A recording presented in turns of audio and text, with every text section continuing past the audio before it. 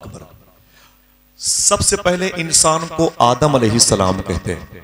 क्या कहते हैं? आदम अलैहिस्सलाम कहते हैं। सबसे पहले इंसान को आदम कहते हैं, इसलिए उनको फर्स्ट मैन कहा जाता है। अबुल इंसान, इंसानों का बाप कहा जाता है। अबुल बशर, बशर का बाप कहा जाता है। सबसे पहले आदमी जिसको आदम कहा जाता है वो अपने बेटे शीस अलैहिस्सलाम से कहते हैं, सुनेंगे, अपने बेटे से कहते हैं, ऐ मेरे बेटे शीश, मैं दुनिया से जा रहा हूं और तू दुनिया में आया है। एक गुजारिश, कहा क्या? कहा कि जब कोई मुश्किल घड़ी आए तो मोहम्मद के नाम का वसीला देना। और कोई बोल सकता है? जितने भी हंगामा करने वाले बच्चे हैं वो हट जाए, ठीक है बस। लेकिन मैं गुजारिश करूंगा कि मोहब्बत करने वाले लोग बैठे रहें, सुन लें, याद आएंगे इंशाल्लाह, अभी नहीं, दुनिया से जाने के बाद। हकीकत ये, अरे आप में तो आप सबके कदम चूमना खाजा साहब के दयार में रहते हैं। आदम अलैहिस्सलातु वस्सलाम ने फरमाया, ऐ मेरे बेटे, जब कोई दिक्कत हो तो मोहम्मद के नाम का वसीला देना। तो शीस अलैहिस्सलाम ने कहा, अब्बू, अल्लाह ने आपको पैदा किया, सबसे पहले आदमी आपका बेटा मैं, ये मोहम्मद कौन है? ये दरमियान में मोहम्मद कौन है? आदम अलैहिस्सलाम ने अपनी गर्दन झुका के कहा, ऐ मेरे बेटे शीस, मेरी बिगड़ी इसी नाम ने बनाई है। आए अल्लाह अकबर, तुम्हारा नबी अबुल बशर के काम आ रहा है। ऐ मेरे बेटे शीश, मेरी बिगड़ी इसी नाम ने बनाई है। कहा, आपको कैसे पता चला कोई मोहम्मद भी है? तो हजरत आदम अलैहिस्सलाम ने फरमाया, ऐ मेरे बेटे शीस अलैहिस्सलाम, जब जन्नत में मैंने आंख खोली तो मैंने क्या देखा? जन्नत के दरख्तों की हर पत्तियों पर जहां अल्लाह का नाम लिखा था, वहीं उसके करीब में मोहम्मद भी लिखा था। मैं समझ गया, ये अल्लाह वो जिसने कायनात को बनाया, मोहम्मद वो जिसकी वजह से कायनात बनाई गई। मैं समझ गया। ऐ मेरे बेटे सुन, अब सुनिए आप। नफीस भाई आ रहे थे, मेरे भाई आ रहे थे, भाई, सब लोग आ रहे थे, उलमा इकराम के जूतियों की आवाजें आने वाली थी। आपने क्या किया था? हमें जल्दी करो यार, झाड़ू लगा दो, कुर्सियां लगा दो, वक्त हो रहा है, नबी के मेहमान आने वाले। मिलाद शरीफ सुनने के लिए इस्माइलपुर, बागबंसी, नई बाजार, झंडापुर, काजीपुर, हदगाम, कहां से लोग आने वाले, तैयारी करो, फला आने वाला, तैयारी करो, फला आने वाला। आदम अलैहिस्सलाम ने कहा, ऐ मेरे बेटे सुन शीश, हम और तुम यही काम के लिए आए हैं, तुम्हारी औलादें भी यही काम करेंगी। यूशा बिन नून का भी यही काम, जुल्किफल का यही काम, सुलेमान और ईसा और मूसा का भी यही काम, इब्राहिम का भी यही काम होगा।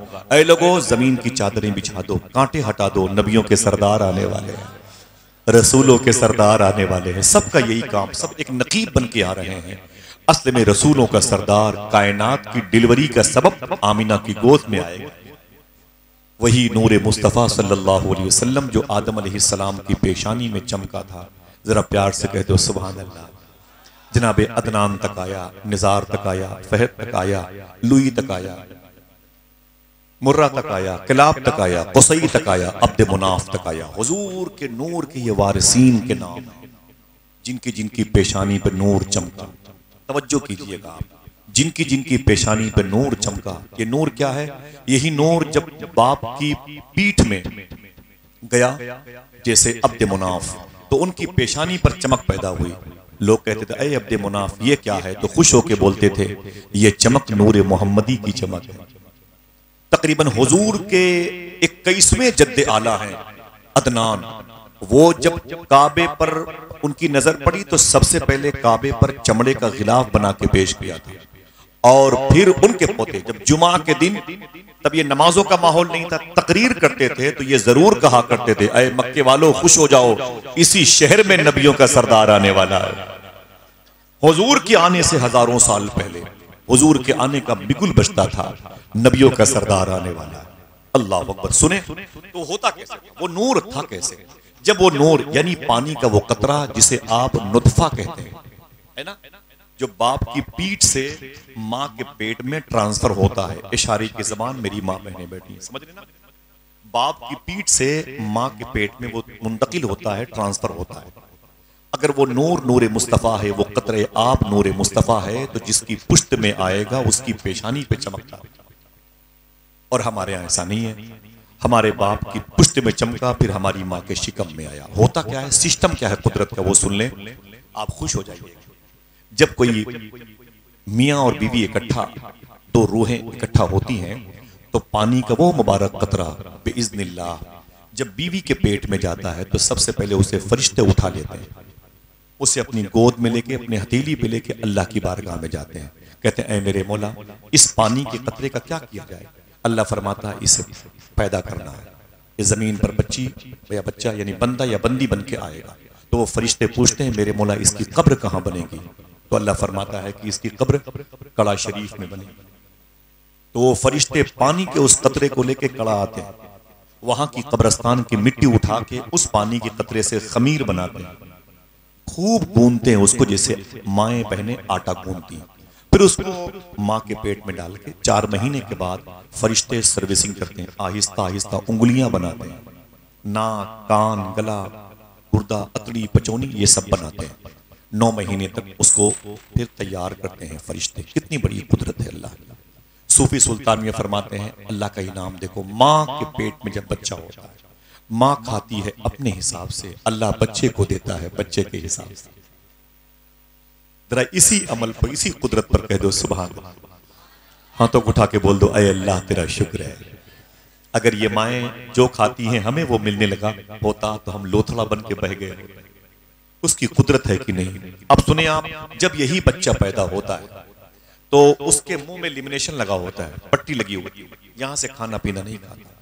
वो नाफ में एक पाइपलाइन लगी होती है, उसी से माँ का वो एक ब्लड है जो जाहिर होता है हर महीने, उसे अल्लाह फिल्टर करके खुराक बना के बच्चे के पेट में नाफ के जरिए से, इस पाइपलाइन के जरिए से पहुंचाता है। अगर ये पाइपलाइन कट जाए बच्चा मर जाएगा, मुड़ जाए बच्चा मर जाएगा। अगर ये पाइपलाइन डिस्टर्ब हो जाए तो बच्चा चंद ही मिनटों में तड़प के मर जाएगा, क्योंकि यही गैस एजेंसी भी है, यही खाने की सप्लाई करने वाला सिस्टम है। मालूम है आपको, जब ये बच्चा पैदा होता है तो क्या कहती हैं माएँ कि नाफ काटना है ना, नाफ का। अब इसकी जरूरत नहीं, अब बच्चा अपने माँ के पिस्तान से दूध पिए। बहुत गौर से सुनिएगा इंशाअल्लाह। लेकिन खुशी की बात बता दूं, मैंने क्या कहा, अगर ये पाइपलाइन कट जाए तो बच्चा मर जाएगा जो नाफ में लगी रहती है। खुदा की कसम, आप कितने खुशकिस्मत हो। चूहा पीरन, झंडापुर, इस्माइलपुर, बागबंसी, नई बाजार, ख्वाजा साहब, मानीपुर शरीफ के दयार में रहने वालों, तुम जिस नबी की उम्मत में हो, जब वो नबी जमीन पर पैदा हुआ तो उसकी नाफ पहले से कटी हुई। अल्लाह अकबर, जरा सोचो कि हुजूर की ग़िज़ा क्या थी। एक बात, अब इसको सुनिएगा और से, बाद में तो आपके मिजाज की गुफ्तगू शुरू हो जाएगी। आप इस इलाके में रहते हैं, अल्लाह हम सबको रखे, ईमान पर रखे, जब उठाए ईमान पर उठाए। अगर मुझे इस कब्रिस्तान में दफन होना है तो मेरी मिट्टी इसी कब्रिस्तान से गई होगी, पानी के कतरे में उसे गूंधा गया होगा। ठीक है, समझ गए ना भाई? मैं आपसे पूछता हूं, हुजूर की कब्र शरीफ कहां है? बहुत सोच समझ के बोलिएगा, हुजूर की कब्र शरीफ कहां है? मदीने मुनव्वरा में। ऊंची बोले, मदीने मुनव्वरा में कहां है? तो मस्जिद नबवी शरीफ के एक हिस्से में, एक बाजू में। कौन से एरिए में? उस एरिए में हुजूर की मजार शरीफ है, जिस एरिए के बारे में अल्लाह के नबी ने फरमाया, मेरे मिंबर से मेरे घर तक की जमीन ये जन्नत के बागों में से एक बाग है। गोया हुजूर की कब्र शरीफ जन्नत में है। खुद फैसला करो कि हुजूर का खमीर कहां से तैयार हुआ है।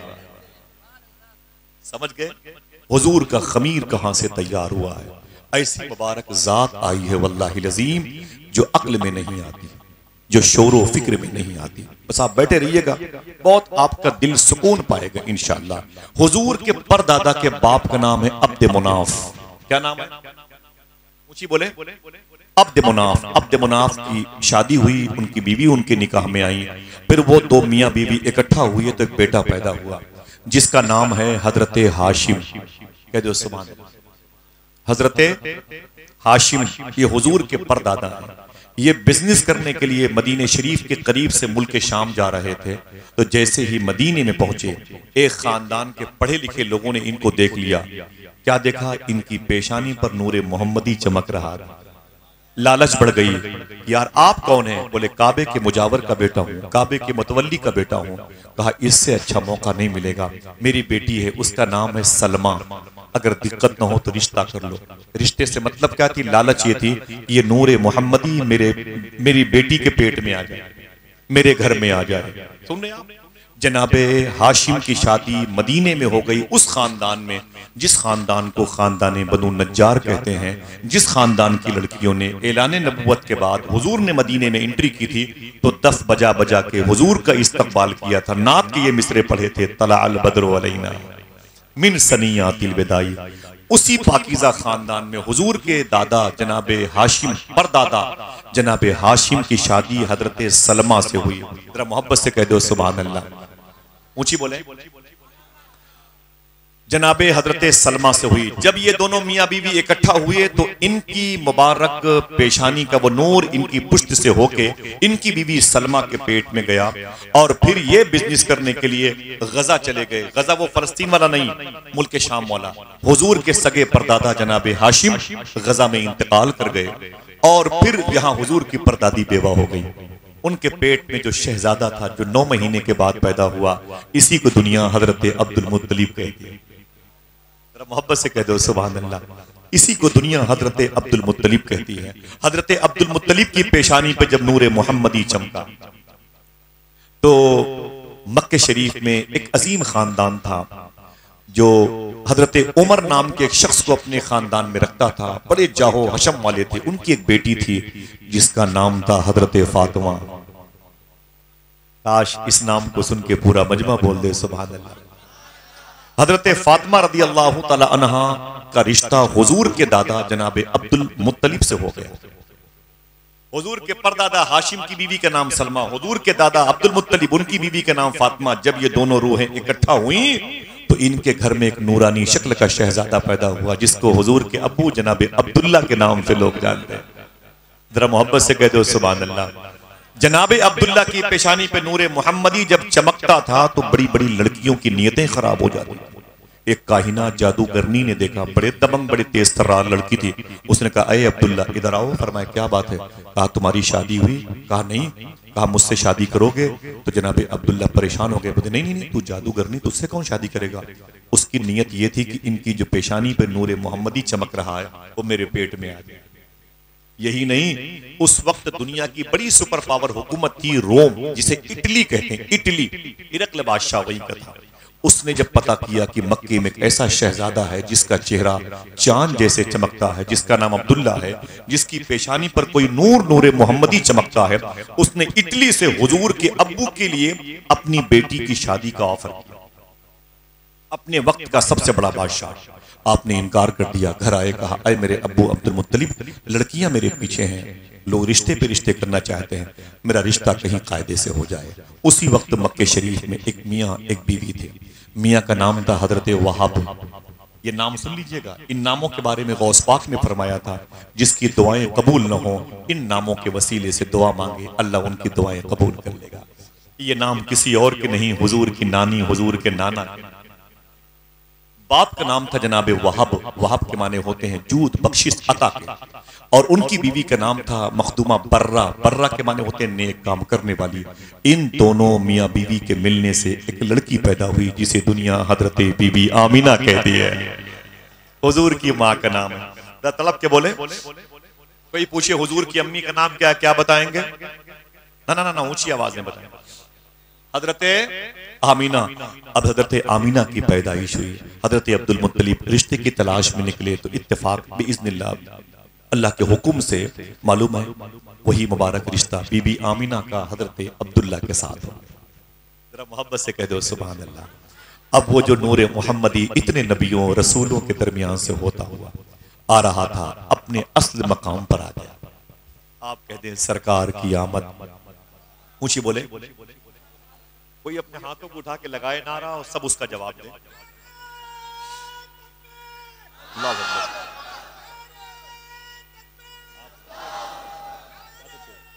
थक जाओगे। माशाअल्लाह, जीते रहिए माशाअल्लाह सल्लल्लाहु अलैहि वसल्लम। ये नारा सब की तरफ से, अल्लाह सलामत रखे।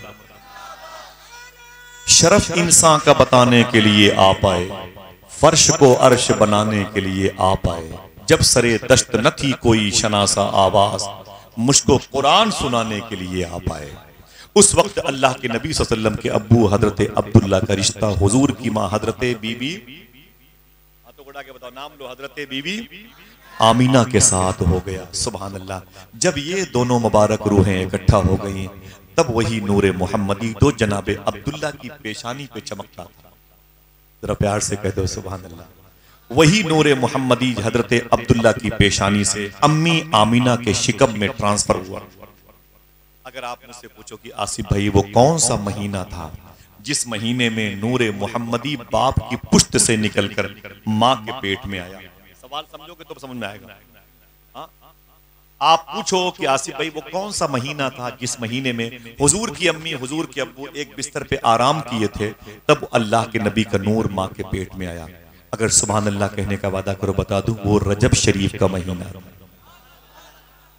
समझ रहे हैं इशारे की बात? माँ बहने बैठी हुई है, समझ रहे ना? हाँ, वो रजब शरीफ का महीना था। फिर खुशखबरी आपके लिए, आप पूछ सकते हो वो कौन सा दिन था जिस दिन हुजूर का नूर अपनी माँ के पेट में। जरा प्यार से कह दो सुभान अल्लाह। मालूम है, बोलना खुदा की कसम, वो दिन जुमा का था। मेरी माएँ, मेरी बहनें सुने, अल्लाह के नबी के वालिद जनाबे अब्दुल्ला, हुजूर की अम्मी जनाबे बीबी आमना एक बिस्तर पे आराम कर। अल्लाह का करम हुआ, उस वक्त अल्लाह के नबी का नूर अपने बाप की पुश्त से अपनी माँ के शिकम में आया। काश आप मोहब्बत से बुलंद आवाज से कह देते अस्सलातु वस्सलामु अलैका। मैंने पूछा सूफी सुल्तान मियां साहब क़िबला से अपने इन बुजुर्ग उलमा किराम के सवाल के जवाब की सूरत में, मैंने कहा हुजूर अगर इतना बताया है तो ये भी बता दें कि वो वक्त कौन सा था। सही बताएं आपसे, वो वक्त कौन सा था जिस वक्त हुजूर का नूर अपनी माँ के शिकम में आया। सर झुका के बोले कि बागी होने का इल्जाम लग जाए।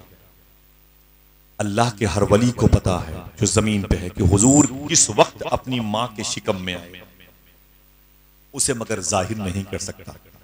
और जिस वक्त हुजूर अपनी माँ के पेट में आए थे, उस वक्त हर वली, वो चाहे जिंदा हो जिस्म के साथ, या माँ के पेट में हो, या बाप की पुश्त में हो, या रूहों की दुनिया में हो, या मकाम आलाइलीन में हो, कहीं भी हो, उसकी रूह खड़े होकर के हुजूर की बारगाह में हदिये सलाम पेश करे। बड़ी बारीकी की बातें थी जो मैंने आसान करके बता रहा। समझ रहे हैं? अल्लाह के नबी का नूर कहाँ आ गया? अम्मी आमिना के शिकम नूर में आ गया। जरा प्यार से कह दो सुभान अल्लाह। अब देखें जलवे इस नूर के, देखें, प्यार से कह दो सुभान अल्लाह। अम्मी आमिना कहती हैं कभी मुझे प्यास लगती है तो मैं रस्सी और डोल लेकर के कुएं पे जाती थी पानी भरने के लिए। हुजूर की माँ फरमाती है मैं कुएं पे पानी भरने के लिए जाती थी। जैसे रस्सी और बाल्टी के इस्तेमाल से वाटर लेवल बहुत नीचे है गल्फ कंट्री में। अम्मी आमिना फरमाती मक्के शरीफ में जैसे मैं बाल्टी कुएं में डालना चाहती थी, पानी को निकालने के लिए पानी मेरे तलवे को देख के खुद मचल के ऊपर आ जाया करता और आवाज आती थी आमिना मुबारक हो, तेरे शिकम से रसूलों का सरदार आने वाला। अल्लाह बोल दे सरकार की आमद। हाथों को उठा के सरकार की आमद। इस महीने खुशी न मनाओगे तो कब मनाओगे? मेरे आका सल्लल्लाहु अलैहि वसल्लम की अम्मी जान फरमाती हैं जब हुजूर 2 महीने के मेरे पेट में हुए। कितने बच्चे उम्मन 9 महीने में पैदा होते हैं, कभी 8, कभी 9, कभी 9.5, कभी 10। सरकार मसूली के परदादा सरकार रईसुल औलिया तो 16 महीने के बाद, समझ रहे, 16 महीने। उनसे उनके अब्बू ने कहा था कि पूछो जाके मेरी बहू बेगम से खुशखबरी नहीं मिलती है। ये 9, 10, 11, 12, 13, 14, 15, 16 महीने हो गए, अब तक बच्चे की डिलीवरी नहीं हुई। तो बहू ने अपनी सास से कहा था मखदूमा से, अम्मी जान अब्बू से कह दीजिए बच्चे की पैदाइश में देरी हो रही है, लेकिन एक आवाज मैं बार बार सुनती हूँ। मेरी माँ बहनें भी हंसेंगी और आप भी हंसेंगे।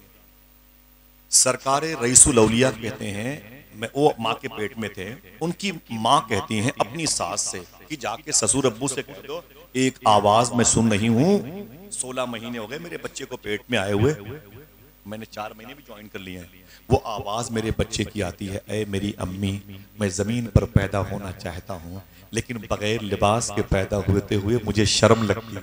अल्लाह, समझ रहे हैं? जरा मोहब्बत से कह दे सुभान अल्लाह। इतना सुना तो सरकार रईसुल औलिया के अब्बू बड़े पीर थे, बड़े शेख थे। ये सरकार मसूदी शरीफ की औलाद, वो सरकार शेख अब्दुल रज़्ज़ाक़ महबूब बेकमर कादरी बासवी के खलीफा, और वो शेख अब्दुल समद खुदा नुमा के खलीफा अहमदाबाद के। बड़े अजीम बुजुर्ग हैं। इतना सुना तो मुस्कुराए, एक गिलास पानी मंगाया, एक कपड़ा मंगाया, पानी पे दम करके उस कपड़े को दिया, छोटा सा टुकड़ा था। कहा अपनी बीवी से, यानी मखदूमा की सास से, अपनी बीवी से कहा, ऐ मेरी बेगम, इस पानी को ले जाओ, इस टुकड़े कपड़े को ले जाओ, ले जा करके इसे अपनी बहू को खिला दो, पानी को पिला दो। जब वो थोड़ा सा कपड़ा खाया उनकी बहू ने और थोड़ा सा पानी पिया, खुदा की कसम थोड़ी देर के बाद ख्वाजा मखदूम रईसुल औलिया पैदा हुए तो लंगोटी बांध के पैदा हुए। जरा मोहब्बत से कह दो सुभान अल्लाह। आइए हुजूर की पैदाइश थोड़ी सी सुन ले, दिक्कत नहीं हो रही आपको? वल्लाह मुझे लगता है कि आप लोग बड़े मखसूस लोग, चुने हुए लोग हैं। इसे कहते हैं मोहब्बत, इसे कहते हैं हुजूर का इश्क। अल्लाह सलामत रखे। वो माएँ कितनी खुश नसीब हैं जो अपने बेटों को हुजूर की महफिल में देखती हैं। अम्मी आमीना कहती हैं, मैं पानी क्या भरती, पानी खुद मचल के ऊपर आ जाता, मेरे तलवे का बोसा लेता था, मैं बाल्टी से यूं ही पानी भर लेती थी। हुजूर को अपनी माँ के पेट में आए हुए कितने 2 महीने, ऊंची बोलो। हुजूर के अब्बू जिनका नाम था हजरत अब्दुल्ला, वो कहते हैं मुझे बिजनेस के इरादे से मुल्क शाम जाना पड़ा। मुल्क शाम के 2 नाम, एक शाम और सीरिया इसकी राजधानी है जिसको दमिश्क बोलते हैं। इसी दमिश्क शहर में बड़ी अजीम शख्सियतें लेटी हैं। उलमा जानते हैं, आप जानते हैं, उमर बिन अब्दुल अजीज इसी शहर में लेटे। अगर आप सुभान अल्लाह कहने का वादा करो बता दूं, हजरत खालिद इब्न वलीद इसी शहर में, सुल्तान सलाहुद्दीन अय्यूबी इसी शहर में लेटे। इसी शहर के करीब में कब्रिस्तान बाबू सगीर कब्रिस्तान है, जो दुनिया की दूसरी अजीम कब्रिस्तान कही जाती है, बड़ी कब्रिस्तान है। इसी कब्रिस्तान में एक तरफ हजरत अमीर मौविया लेटे हैं, एक तरफ हजरत बिलाल हबशी लेटे हुए हैं। अगर सुभान अल्लाह कहना का वादा करो तो बता दूं, इसी कब्रिस्तान में मखदूमा फातिमा की नौकरानी मखदूमा फिजा लेटी हुई है। इसी कब्रिस्तान में इमाम हुसैन की सगी बेटी मखदूमा सुकैना लेटी हुई है। अगर बोलने का वादा करो बता दो, इसी कब्रिस्तान में इमाम हुसैन सरकार की सगी बहन मखदूमा ज़ैनब, औनो मोहम्मद की माँ, जनाबे अब्दुल्ला की बीवी, जनाबे जाफर की बहू सानिये ज़हरा मखदूमा ज़ैनब रदी अल्लाह तआला अन्हा, बड़ी मुबारक कब्रिस्तान है। इसी मुल्क में बिजनेस करने के लिए जनाबे अब्दुल्ला जब गए ना, तो बिजनेस करके वापस आ रहे थे, रास्ते में एक शहर था जिसको मदीना कहते हैं। क्या कहते हैं? तब इसका नाम था यसरब। यसरब के माने होते हैं बीमारियों का शहर। जो कहीं ना बीमार होता मदीने में आके बीमार हो जाता। ये हुजूर की पैदाइश से पहले की इसका नाम था यसरब। ये तो हुजूर के कदम की बरकत है कि उसकी मिट्टी में शफा जो है पाई जा रही है। समझ रहे हैं? हुजूर के अब्बू जनाबे अब्दुल्ला बिजनेस करके मुल्क शाम से जब वापस आने लगे तो बीमार पड़ गए। बीच रास्ते में एक शहर है जिसे मदीना कहते हैं, पहला नाम था यसरब। अब मदीने में किसके यहाँ गए थे? हुजूर के सगे परदादा हजरत हाशिम की शादी मदीने में हुई। अगर हाफिजा मौजूद हो तो कबीले बनु नज्जार में हुई थी। हुजूर के अब्बू बीमार पड़े तो उसी खानदान में चले गए जो उनकी दादी का मईका था। समझ गए? मईका था। जब वहां गए तो उन लोगों ने इलाज किया, लेकिन इलाज शूट न किया। मालूम है क्या हुआ? अभी 23 साल के आसपास उम्र थी हुजूर के अब्बू। अभी हुजूर की माँ मक्के में अम्मी आमिना मुश्किल से 21 साल। अभी शादी को 5-6 महीने भी नहीं गुजरे। समझ रहे हैं आप? अल्लाह के नबी सल्लल्लाहु अलैहि वसल्लम के अब्बू का मदीने शरीफ में इंतकाल हो गया। समझ रहे हैं आप? हुजूर अभी अपनी माँ के पेट में 2.5-3 महीने की। हुजूर के अब्बू का साया सर से उठ गया। सूफिया से पूछा गया, हुजूर को यतीम बना के क्यों पैदा किया गया? जवाब दिया कि इसलिए यतीमों का दर्द वही महसूस करता है जो खुद यतीम बन के जमीन पर आता है। अल्ताफ हुसैन हादी कहता है, वो नबियों में रहमत लक़ब पाने वाला, मुरादें गरीबों की बर लाने वाला, उतर कर हिरा से सुई कौम आया और एक नुस्खे कीमिया साथ लाया। मेरे आका के अब्बू का इंतकाल हो गया। मदीने पे एक मोहल्ला था जिसका नाम था दारे नाबिगा। इसी मोहल्ले में हुजूर के अब्बू की कब्र शरीफ बनी। मोहल्ले का नाम था दारे नाबिगा। फिर रिवर्स करता हूँ, मोहल्ले का नाम था दारे नाबिगा। 3 मरतबे मैंने कहा, एक मरतबे आप बोले क्या नाम था? बहुत बहुत शुक्रिया, आप जाग रहे हैं माशाल्लाह। दारे नाबिगा में हुजूर के अब्बू की कब्र बनी, अब्दुल्ला इब्ने सनान और 5 और सहाबा की कब्रें उसी घर में बनी थी। सुने, आज से 1936 में, समझ रहे हैं, तकरीबन 95 ईयर्स कबल, 95 साल के आसपास पहले हुजूर के अब्बू की कब्र शरीफ खुल गई। क्यों? कि मस्जिद नबवी शरीफ की दीवार को बढ़ाया जा रहा है। हुजूर के अब्बू की कब्र शरीफ खुल गई। उस वक्त अल बुरहान किताब के मुसन्निफ अल्लामा सईद अहमद कहते हैं कि मुझसे मदीने में ठेकेदार अब्दुल लतीफ ने फरमाया था, जब हुजूर के अब्बू की कब्र खुली तो कब्र को खोल करके निकली तो लाश मुबारका को बाहर लाया गया। वो कहते हैं खुदा की कसम, जब लाश मुबारका के देखने का वक्त आया तो मैं भी उस भीड़ में था। हुजूर के अब्बू की पाकीज़ा जिस्म पाक से लिपटी हुई कफन के एक एक धागे को मैंने चमकते हुए देखा। फिर कहते हैं कि हुजूर के अब्बू के चेहरे से अचानक चादर हट गई तो हुजूर के अब्बू की आंखें इतनी चमकदार थी कि इतनी चमकदार आंखें तो जिंदों की भी नहीं रहा करती। ये कब इंतकाल किए थे? तब उस वक्त हुजूर भी नहीं पैदा। अब सुने एक और बात, आला हजरत फाज़िल बरेलवी के खलीफा कुतुब मदीना ज़ियाउद्दीन मुहाजिर मदनी रहमतुल्लाह ताला अलैह उस वक्त मदीने शरीफ में थे। ये कहते हैं कि मुझे भी मौका मिला हुजूर के अब्बू के चेहरे को देखने का। बड़े मशहूर आदमी थे, ये करीब पहुंच गए। जब करीब पहुंचे तो इनको मौका मिला हुजूर के अब्बू की पेशानी को चूमने का।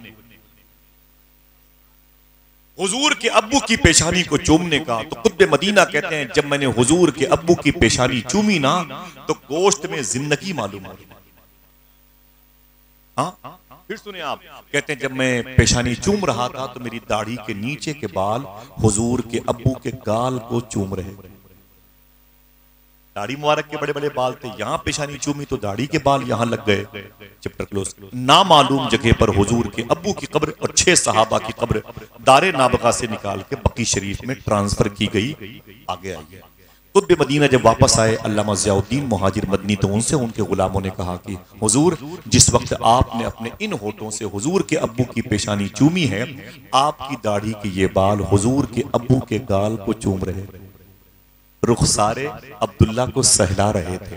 इतना सुना तो शेख ज़ियाउद्दीन खड़े हो गए और कैंची मंगा करके इतने बालों को काटा और काट करके शीशी में रखा, उसे ऊपर रखा, कहा अय मेरे मुरीदो सुनो, कभी इसको इस नियत से मत देखना ये ज़ियाउद्दीन की दाढ़ी के बाल हैं, इस नियत से देखना कि इन बालों ने हुजूर के अब्बू के गाल के बोसे लिए हैं।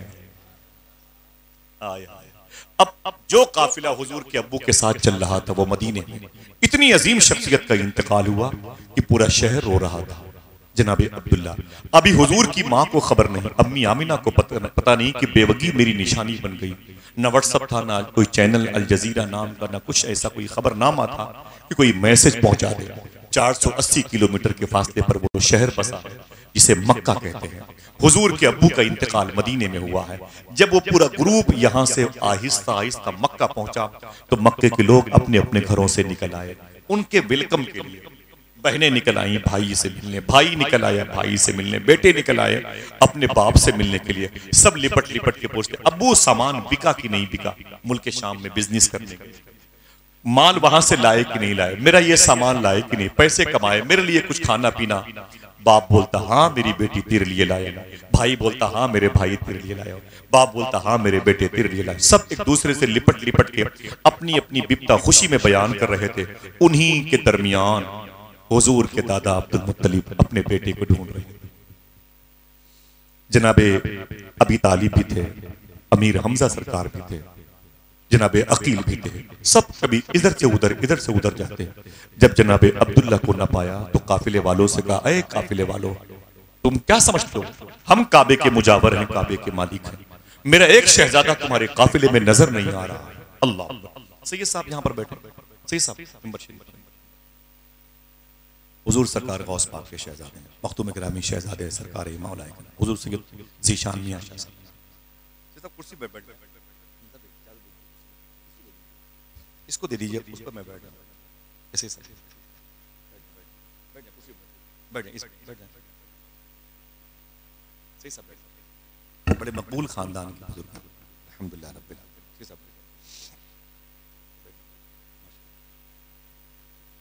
बहुत ही मकबूल शख्सियत, मजलिस की कबूलियत की निशानी है, अल्हम्दुलिल्लाह। जरा मोहब्बत से कह दो सरकार की आमद, ऊंचे बोले सरकार की आमद, सुने मेरे आका सल्लल्लाहु अलैहि वसल्लम की पैदाइश। ये मुबारक महीना है, आपको खुश होना चाहिए। अगर कोई गम भी हो तो उसे भूल जाओ, आमिना के सरदार आने वाले हैं। अगर कोई टेंशन हो तो उसे फरामोश कर दो, रसूलों के सरदार आने वाले हैं।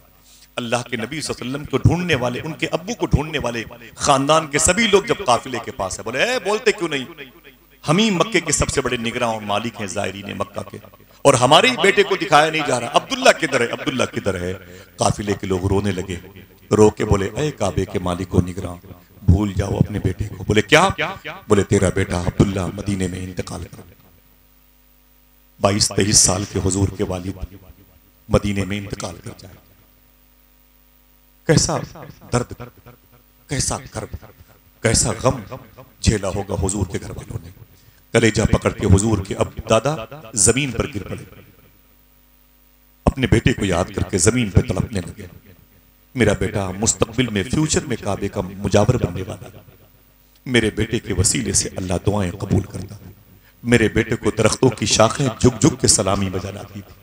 मेरा बेटा जब मक्के के किसी गरीब इंसान के घर के गरीब से गुजरता था तो वो गरीब भी अमीर हो जाता था, मरीज भी शिफा पा जाता। कैसा मेरा बेटा खो गया मुझसे। उधर अम्मी आमिना कहती है मैं अपने घर में अपने शौहर का इंतजार कर रही थी।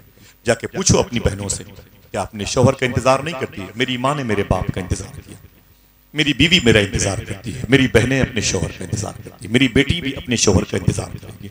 कोई गलत है?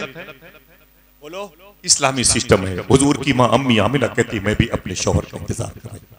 मेरा शौहर आ रहा है, मैंने अपने घर को सजाया था, मेरा सुहाग आ रहा है, मैंने अपने घर को तज़ीनकारी बख्शी थी, आज मेरे सर का ताज आने वाला है। अम्मी आमिना कहती हैं मैं बहुत खुश और बहुत मुतमईन थी, मेरे घर में मेरा सुहाग वापस आ रहा है, बिजनेस करके वापस आ रहा है।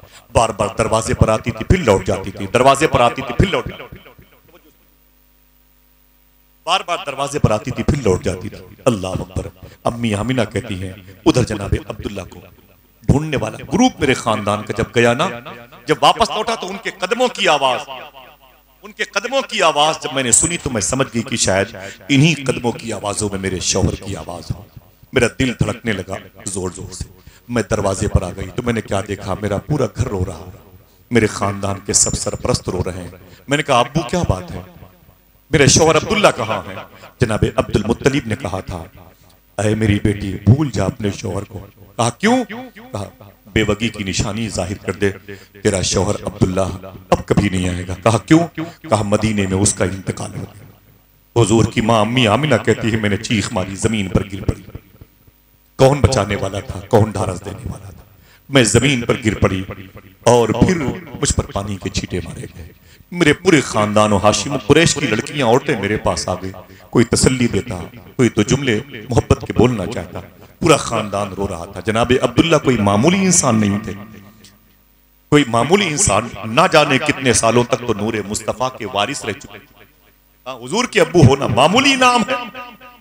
किसी के बेटे संसद और विधायक बनते हैं तो उसका बाप भी जो है ना वो मस्जिद में कुर्सी लगा के यूं बैठना चाहता है और सादात उलमा के सामने जूते दिखाता है। ये वो हैं जिनकी पाकीज़ा पेशानी से, जिनके पुश्त मुबारक से नबियों का सरदार जमीन पर है। जनाबे अब्दुल्ला तेरी किस्मत को सलाम। अल्लाह अकबर। जनाबे अब्दुल्ला के इंतकाल पर उनकी बीवी अम्मी आमिना हुजूर की मां रोने लगी, कहती मैं बेहोश हो गई थी, मैं इस गम में बेहोश हो गई थी। पूछो ना औरतों से, उनका सबसे बड़ा जो उनके सामने इनाम है वो उनके शौहर का है। इन्हें आप भूखा मार दो लेकिन इनके शौहर के पास रखो, इनकी दुनिया सलामत है। बगैर शौहर के एक औरत क्या करेगी, कब तक जमीन पे रहेगी? कहती है मैं बेहोश पड़ी थी, अचानक मेरे कानों में खुदा की बारगाह से आवाज आई। देखना कितने लोग सुभान अल्लाह कहते हैं। अम्मी आमिना कहती आवाज आई, अय आमिना रो मत, अय आमिना रो मत, तो रो मत, तो रोने के लिए नहीं पैदा हुई। तेरे शिकम में जो है वो रोने वालों को हंसाने के लिए पैदा होने वाला है।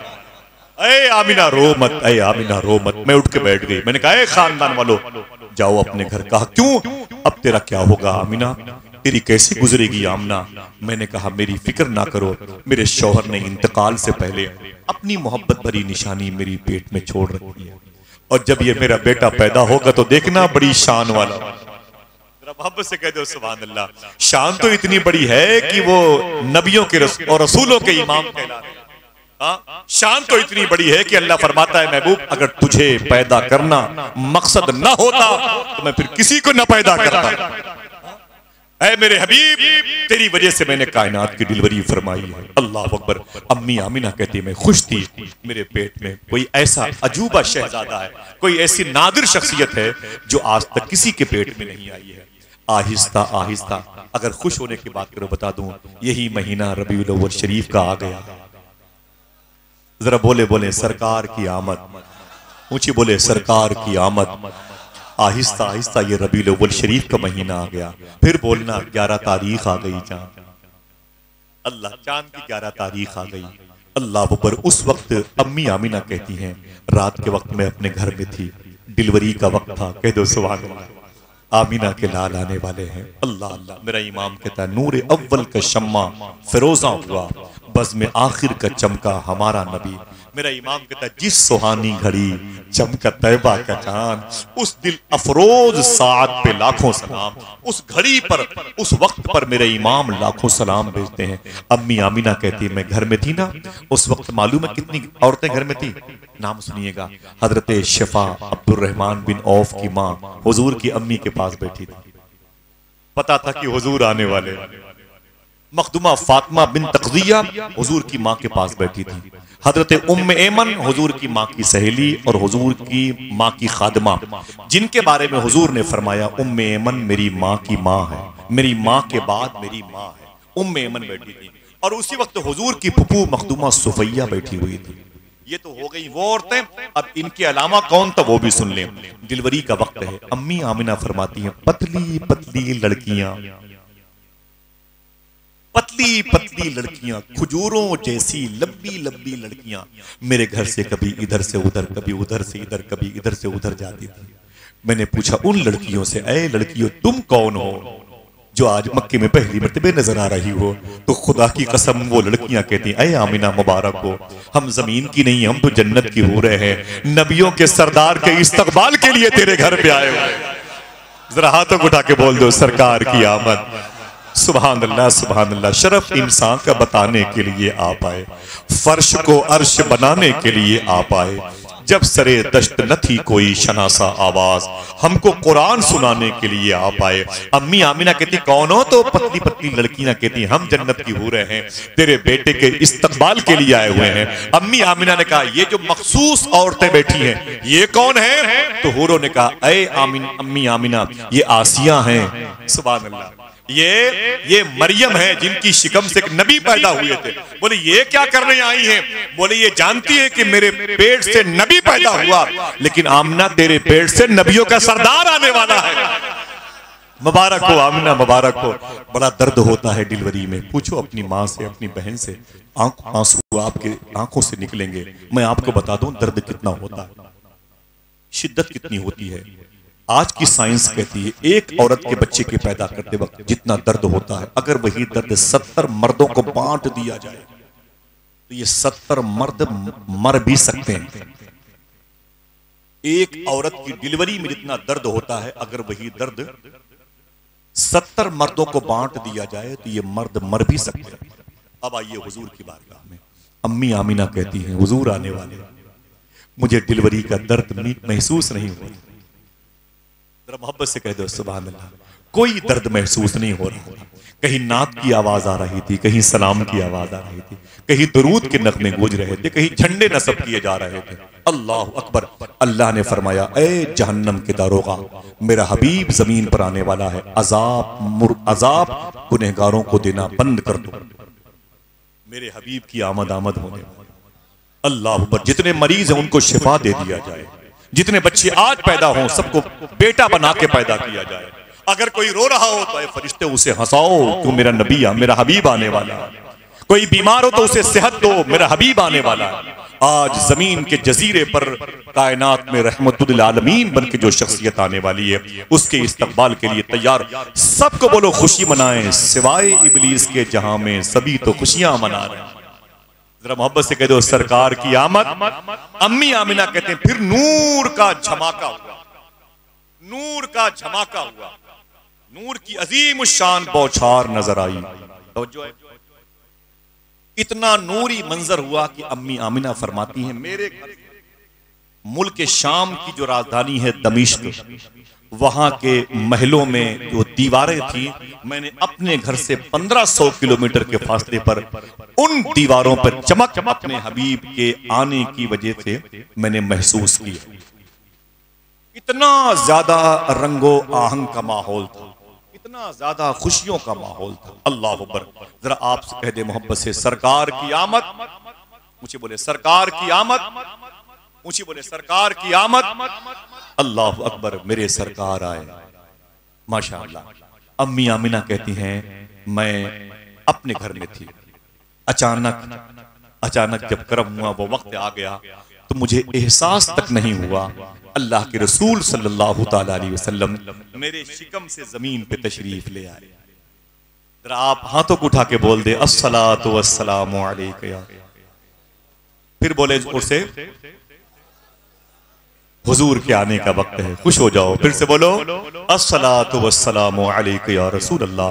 अम्मी आमिना रदी अल्लाह तआला अन्हा फरमाती हैं जब हुजूर मेरे पेट से जमीन पर आए तो अल्लाह का नाम लिया और फिर अपना सर सजदे में चले गए। मखदूमा सुफैया बैठी थी हुजूर की फूफू। वो एक रवायत में है कि वो कहती हैं हुजूर को गोद में पहले मैंने लिया। अब्दुर्रहमान बिन औफ की मां मखदूमा शिफा कहती हैं हुजूर को पहले गोद में मैं लिया। अब सुनिए तवज्जो से, अचानक उसी वक्त हुजूर के दादा अब्दुल मुत्तलिब काबे का तवाफ कर रहे थे। कहते हैं वो 350 काबे के बुत धड़ाधड़ जमीन पर गिरने लगे। मैंने कहा ओ काबे के बुतों तुम्हें क्या हो गया? तो काबे के बुतों से आवाज आई अय अब्दुल मुत्तलिब इधर क्या देख रहे हो? अपने घर जाओ, उसे देखो जिसको पूरी दुनिया देखने वाली है। जाओ जाओ अब्दुल मुत्तलिब अपने घर जाओ। कहते मैं घर वापस आया, मैंने दरवाजे पर दस्तक दी, दरवाजा अंदर से मामूर था, बंद था। मैंने कहा दरवाजा खोलो, अंदर से आवाज आई कौन? तो मैंने कहा मैं इस घर का मालिक अब्दुल मुत्तलिब हूं। अंदर से क्या आवाज आई? कोई आशिक खामोश। अंदर से आवाज आई अब्दुल मुत्तलिब दरवाजे पे खड़े रहो, अभी तो जन्नत की हूरें बारी बारी हुजूर का दीदार कर रही है। जरा मोहब्बत से कह दो सुभान अल्लाह। मेरे आका तशरीफ ला रहे हैं। बहुत देर के बाद अब्दुल मुत्तलिब कहते हैं मेरा मौका, मुझे बारी मिली। मैं अंदर गया, उस कमरे में गया जिसको आप डिलीवरी होम कहते हैं, समझ गए? जिसे डिलीवरी रूम, डिलीवरी होम कहते हैं, जिस कमरे में जच्चा बच्चा थे, जहां पैदाइश हुजूर की हुई थी। मोहब्बत से कह दो सुभान अल्लाह। हारून रशीद की बीवी जुबैदा की मां खेजरान जब मक्के शरीफ आई थी ना, तो कहा था मुझे वो घर दिखाओ जिस घर में हुजूर पैदा हुआ। लोगों ने कहा ये वही घर है जिस घर में हुजूर पैदा हुए। तो जुबैदा की मां हारून रशीद की सास अंदर गई, कहा अब वो जगह दिखाओ जिस जगह हुजूर पैदा हुए। तो लोगों ने कहा कि ऐ मखदूमा खीजरान ये वही जगह है जहां हुजूर पैदा हुए। तो आपने मिस्त्री को बुला करके कई किलो सोने का मुसल्ला बनवाया था, जहां हुजूर पैदा हुए थे वहीं रख के कहा था इस जगह किसी का पैर न पड़े, अगर कुछ करना है तो यहाँ हुजूर की आमद की खुशी में शुक्र के सजदे अदा किया कर। अल्लाह मेरे आका जब जमीन पे तशरीफ लाए, फिर से कह दे सरकार की आमद। जनाब अब्दुल मुत्तलिब कहते हैं मैं डिलीवरी होम में गया तो मैंने क्या देखा, एक लाल रंग की चादर हुजूर बिछाए हुए, सफेद रंग की चादर हुजूर ओढ़े हुए थे। अल्लाह, सफेद रंग की चादर हुजूर ओढ़े हुए थे। मेरे आका सल्लल्लाहु अलैहि वसल्लम उसे ओढ़े हुए माशाअल्लाह और आराम फरमा रहे थे। अम्मी आमना ने देखा कि मेरे ससुर आए हैं, खुश हो गई, कहा अब्बू जान मुबारक हो, हुजूर आ गए। जनाब अब्दुल मुत्तलिब कहते हैं घर हमारा खुशबूदार था। मैंने कहा अय मेरी बहू जरा सा मुझे अपने बेटे को मेरी गोद में देना। तो अम्मी आमिना उठ करके हुजूर को उठा करके जैसे ही हजरत अब्दुल मुत्तलिब की गोद में हुजूर को दिया, अब्दुल मुत्तलिब कहते मैं चीख पड़ा, मैं रोने लगा। जैसे ही मैंने हुजूर का चेहरा देखा, चादर हटाई। जैसे मैंने हुजूर का चेहरा देखा ना, मैं चीख पड़ा। मैंने कहा, ऐ परवरदिगार आलम, 60 साल तक जो नूर मेरी पेशानी पे चमकता था, आज वो मेरी गोद में मुस्कुरा रहा है। और आज जो मेरी गोद में मुस्कुरा रहा है, कल न जाने कितनी यतीम इसकी गोद में मुस्कुराने वाले हैं। अल्लाह अकबर। जनाब अब्दुल मुत्तलिब कहते हैं, मैंने आंखें देखी तो देखता रह गया। सुभान अल्लाह कहते हैं। मैंने हुजूर की पेशानी देखी तो देखता रह गया। मैंने हुजूर के लब देखे तो देखता रह गया। हुजूर की का ज़क़न मुबारक देखा तो देखता रह गया। ये हिस्सा था डार शरीफ का। कहते हैं, मैंने सोचा कि ए मखदूमा आमिना, अगर इजाजत दो तो पहले हुजूर को काबे के पास ले जाऊं, काबे के पास ले जाऊं। अल्लाह का बुजुर्ग और मोहतशम घर है। बोले बिल्कुल ले जाओ। अब्दुल मुत्तलिब कहते हैं, मैंने हुजूर को उठाया अपनी गोद में। इमाम जलालुद्दीन सुयूती ने अपनी किताब में लिखा है, हुजूर का घर जिस तरफ था उस तरफ काबे की दीवार इतनी झुक गई थी। 3 दिन जब हुजूर पैदा हुए, लग रहा था अब गिरेगी, अब गिरेगी, अब गिरेगी। काबे की दीवार इतनी झुक गई थी हुजूर के घर की तरफ। वो घर मकाम इब्राहिम की तरफ। ठीक है, अब सुनिए आप, बड़ी प्यारी बात है। जनाब अब्दुल मुत्तलिब कहते हैं, मैं हुजूर को लेके काबे के आंगन में पहुंचा। कोई खामोश न रहे। मैं हुजूर को लेके काबे के आंगन में पहुंचा। जनाब अब्दुल मुत्तलिब कहते हैं, मेरी मगर समझ में नहीं आ रहा था। कोई खामोश न हो। मेरी समझ में नहीं आ रहा था, मैं मोहम्मद को लेके काबे की तरफ जा रहा हूं या काबा मोहम्मद की तरफ आ रहा है। अल्लाह अल्लाह अल्लाह अल्लाह। मुबारक हो, रसूलों के सरदार आए। जरा प्यार से कह दो, सरकार की आमद। ऊंची बोले, सरकार की आमद, सरकार की आमद। मेरे आका सल्लल्लाहु ताला अलैहि वसल्लम की आमद आमद है। काबे के बुतों ने हुजूर को सलाम पेश किया। काबे के बुतों ने कहा, ऐ नबियों के सरदार, आपका आना बहुत बहुत मुबारक। जमीन वालों को अब मुझे काबे से निकालने वाले आप आ गए। ऐ काबा, तुझे मुबारक हो, तुझे अल्लाह का बुजुर्ग मोहतशम व मुअज्जम घर बनाने वाले रसूलों के सरदार आ गए। अल्लाह के नबी सल्लल्लाहु अलैहि वसल्लम अपने घर में आए। उसी वक्त मक्के शरीफ में एक अबू आमिर नाम का शख्स अपनी बीवी के पास बैठा था। वो पहाड़ियों में मक्के शरीफ के, उसकी एक अपाहिज लूली लंगड़ी बेटी उसके करीब बैठी हुई थी। उसके करीब अचानक अबू आमिर कहते हैं कि मेरे कानों में बादलों से आवाज आई, ऐ मक्के वालों, मुबारक हो, तुम्हारे शहर में रसूलों का सरदार आया, तुम्हारे शहर में नबियों का सरदार आया। अल्लाह अकबर, अल्लाह अकबर। इतना सुना तो अबू आमिर कहते हैं, मैंने ऊपर देखा, मैंने ऊपर देखा, बादलों से आवाज आ रही थी। मेरी बीवी ने कहा, ऐ मेरे शौहर अब्दुल्ला, अबू आमिर, जरा पूछ इन बादलों से, वो जो आया है बड़ा खुशकिस्मत है, बड़ा ही प्यारा है, तो उसका नाम क्या है? उसका नाम क्या है? उसका नाम क्या है? मालूम है उसका नाम क्या? इतना सुनना था कि अबू आमिर ने कहा, ओ बादलों में गैबी आवाज का ऐलान करने वाले, ये तो बता दे कि वो जो बहुत अजीम शख्सियत कोई पैदा हुई उसका नाम क्या है? बादलों से आवाज आई, इस्मुहु मोहम्मद, उसका नाम मोहम्मद है सल्लल्लाहु अलैहि वसल्लम। अचानक जब ये सुना ना, मियाँ बीवी ने खुश हुए, बातें कर रहे थे। अचानक उनकी लूली लंगड़ी बेटी जो बैठी थी पीछे, उसने अपने लूले हाथों को, टूटे हुए हाथों को, विकलांग हाथों को यूं घुमाया और रो करके कहा, ऐ मेरे मौला, अभी जो नाम मैंने सुना है मोहम्मद, अगर ये नाम तेरे किसी महबूब का है तो इस नाम के सदके में मेरे हाथों को, मेरे पाँव को शिफा अता फरमा दे। रब्बे काबा की कसम, उस बच्ची का ये कहना था कि अल्लाह ने उसके हाथ और पाँव को दोनों को सलामती अता फरमा दी। बच्ची उठकर खड़ी हो गई। जब माँ और बाप ने देखा मेरी बच्ची उठ के खड़ी हो गई तो दोनों खड़े हो गए, अपनी बच्ची को सीने से लगा लिया। बेटी तू सलामत कैसे? तू आज जिंदगी में पहली मर्तबे खड़ी है। लड़की ने कहा, ये नामे मोहम्मद की बरकत। माँ ने कहा, अजीब बात है, जब नामे मोहम्मद में इतनी बरकत है तो जाते मोहम्मद में कितनी बरकत होगी, वजूदे मोहम्मद में कितनी बरकत होगी। ऐ मेरे शौहर अबू आमिर, जा तो सही, जा तो सही, जा तो सही, पता कर मक्के में कौन किसके यहाँ आया हुआ है। जा देख कौन है जिसके नाम की तासीर ये है, बच्चियों को अल्लाह शिफा अता फरमा दे। अबू आमिर कहते हैं, जब मैं मक्के में आया तो काफी दिनों के बाद आया था मक्के में, लेकिन मैंने क्या देखा, वो बूढ़े बूढ़े लोग जो लाठियां लेके चलते थे, आज हुजूर आए हैं तो बगैर लाठियों के दंदनाते हुए चल रहे हैं। वो बीमार बकरियां, वो डग्गा मार बकरियां जिनके पेट चिपके हुए थे, जिनके पैर कमजोर, आंखें दसी हुई थी, आज वो बकरियां फरबा और मोटी, उनके थन दूध से भरे हुए थे। वो मरीज लोग जो दरवाजे पर बैठ के अपनी मौत का इंतजार करते थे, आज जिंदगी बांटते हुए नजर आ रहे हैं। मैंने कहा, भाई क्या बात है, मक्के की फिजा क्यों बदली है? बोले, अब्दुल मुत्तलिब के घर में रसूलों का सरदार आया है, मसीहा बन के आया है। अबू आमिर कहते मैं पूछते पूछते आ गया अब्दुल मुत्तलिब के घर में, बाहर बैठे थे। मैंने कहा आप? बोले अब्दुल मुत्तलिब। बोले काबे के मुजाविर हैं? बोले हाँ। क्या करने आप आए हैं? अबू आमिर नाम है? बोले हाँ। तो कहा कि मैंने सुना है कि तुम्हारे घर में कोई रसूलों का सरदार आया है, कोई मोहम्मद नाम का शहजादा। जरा प्यार से कह दो बेटे इधर देखना, इधर इधर देखना। जिनके करीब बच्चे कोई बात करे तो खामोश करो। मैं आपसे सुन लें हुजूर की पैदाइश। कहाँ रातें मिलती हैं यार, कहाँ मिलती है। बात करने के लिए हम लोगों को तारीख देते हैं, 22 तारीख को इतने बजे फोन कीजिएगा, वो जलसों की तारीख। वल्लाह बताऊंगा आप सबके कदम की बरकतें हैं, इन बुजुर्गों की, ख्वाजा कड़क अब्दाल शाह। मैं हूं तुम्हारे कदमों में। कोई खेल कूद नहीं करता गुफ्तगू में। ऐसे लोग बैठे हों तो फिर दिल कहता है कि फिर हुजूर ही की बात। खुदा की कसम दिल को बहुत सुकून मिलता है। एक बुजुर्ग ने फरमाया अल्लाह के नबी के जिक्र से अगर दिल को ठंडक न मिले वो दिल दिल नहीं, वो पत्थर है। समझे? हुजूर की पैदाइश है। तुम्हारी बहन छोटी सी होती है, बर्थडे के मौके पर कितने खुश होते हो। मैं उसकी पैदाइश की खुशी मना रहा हूं जिसकी पैदाइश पर खुदा खुश हुआ, फरिश्ते खुश हुए, मुकर्रबाने बारगाह इला खुश हुए थे। आप भी कह दो सरकार की आमद, गम भूल जाओगे खुदा की कसम। पूरे महीने हुजूर की आमद पर खुशी मना लो।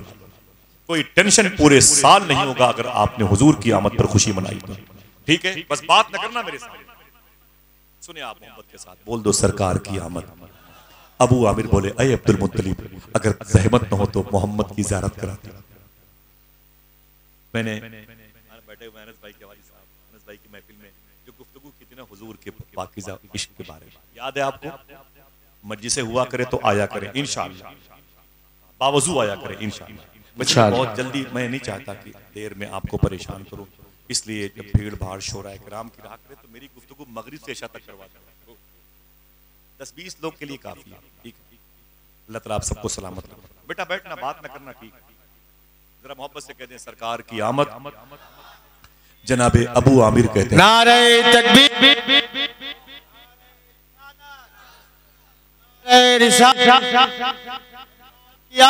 नहीं हो कोई बात खारजी बात ना करें मेरे काम, कोई और काम नहीं, हुजूर की पैदाइश। जरा मोहब्बत से कह दें सुभान अल्लाह। अपने उलमा से माजरत चाहता हूं, सुभान अल्लाह।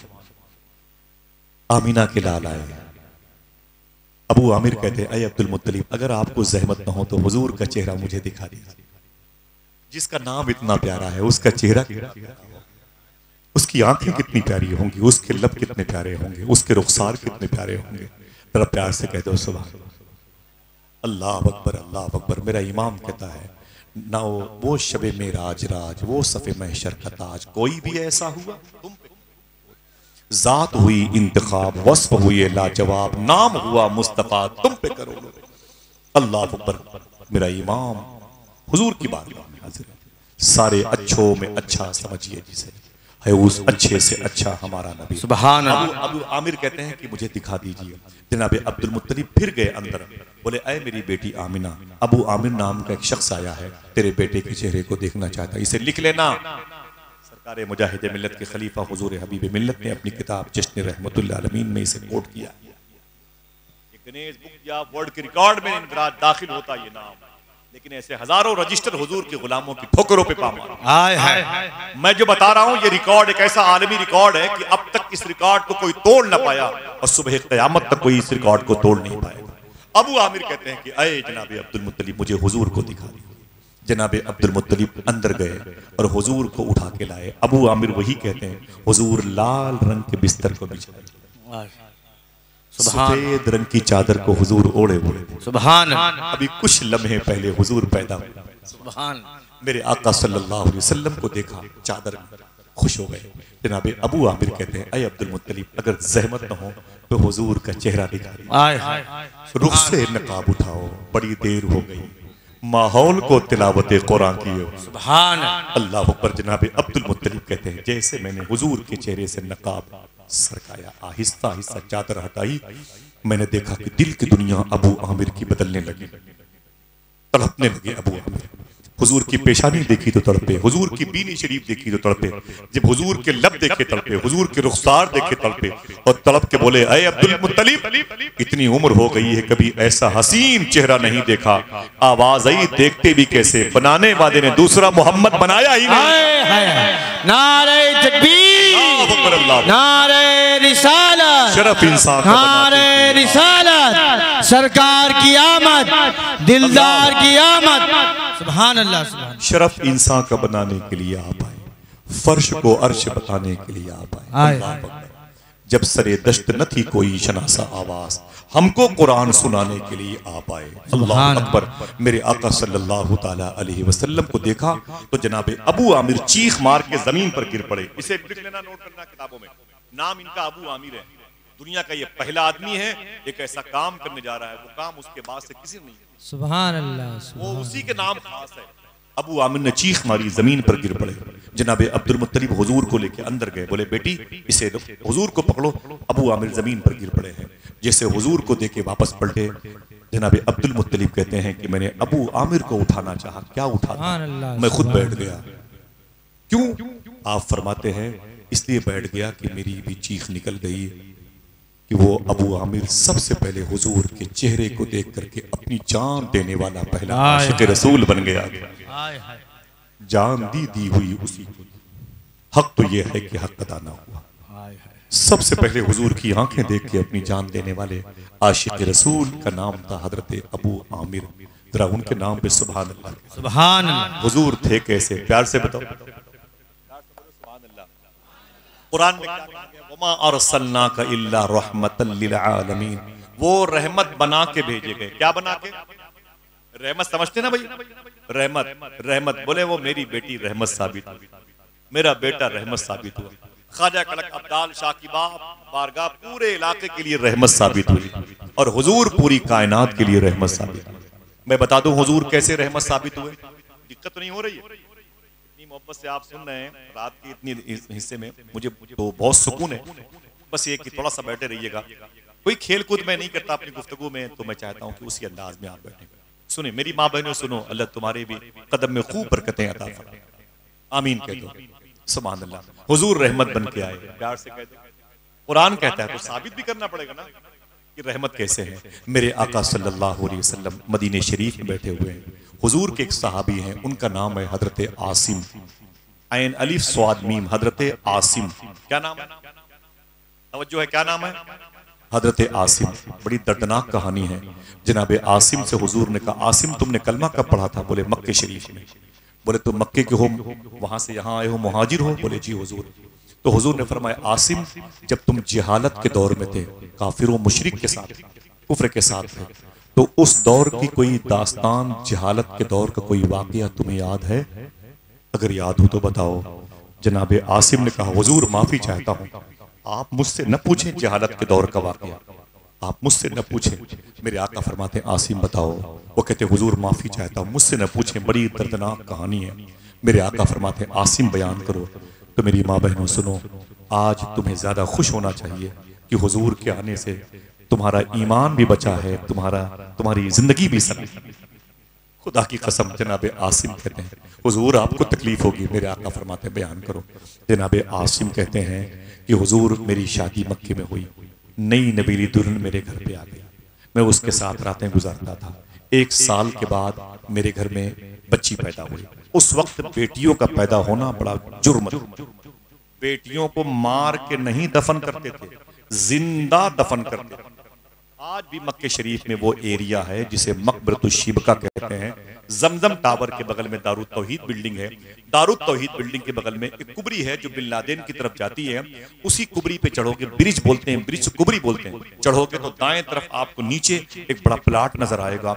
उस प्लाट में रात के आखिरी हिस्से में अगर आपने अपना हाथ यूं उस प्लाट के नीचे ऐसे खुली हुई हवा में, खुली हुई आसमान के नीचे यूं कर दिया खामोशी से, दिल में इखलास रहा, तो आपको हाथों पे नमी महसूस होगी।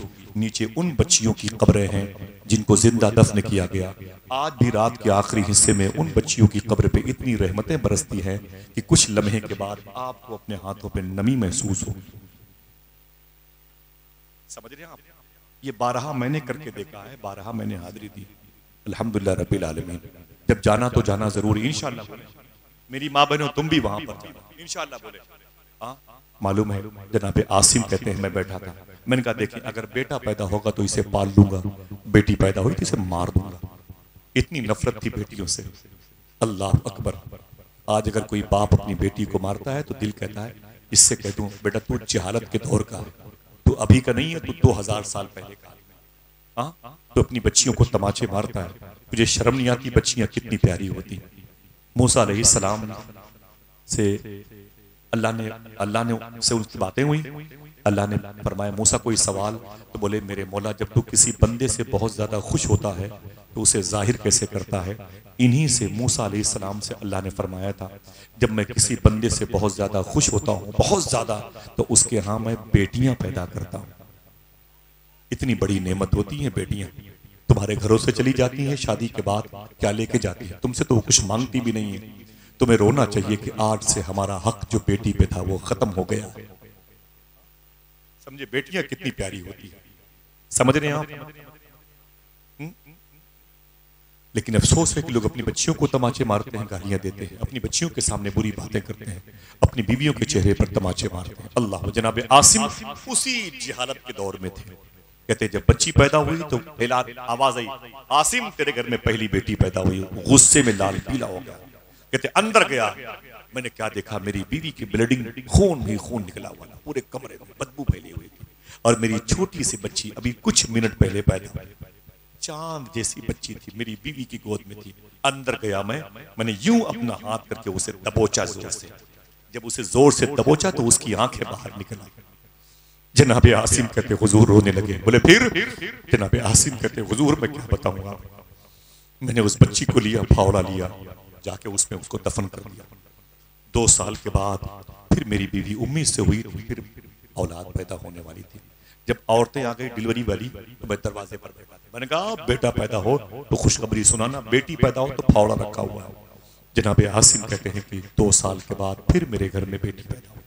फिर मैं अंदर गुस्से में गया, मेरी बीवी बैठी थी, रो रही थी। एक तो डिलीवरी का दर्द, ऊपर से बच्ची के पैदा होने पर शौहर के जुल्म का दर्द।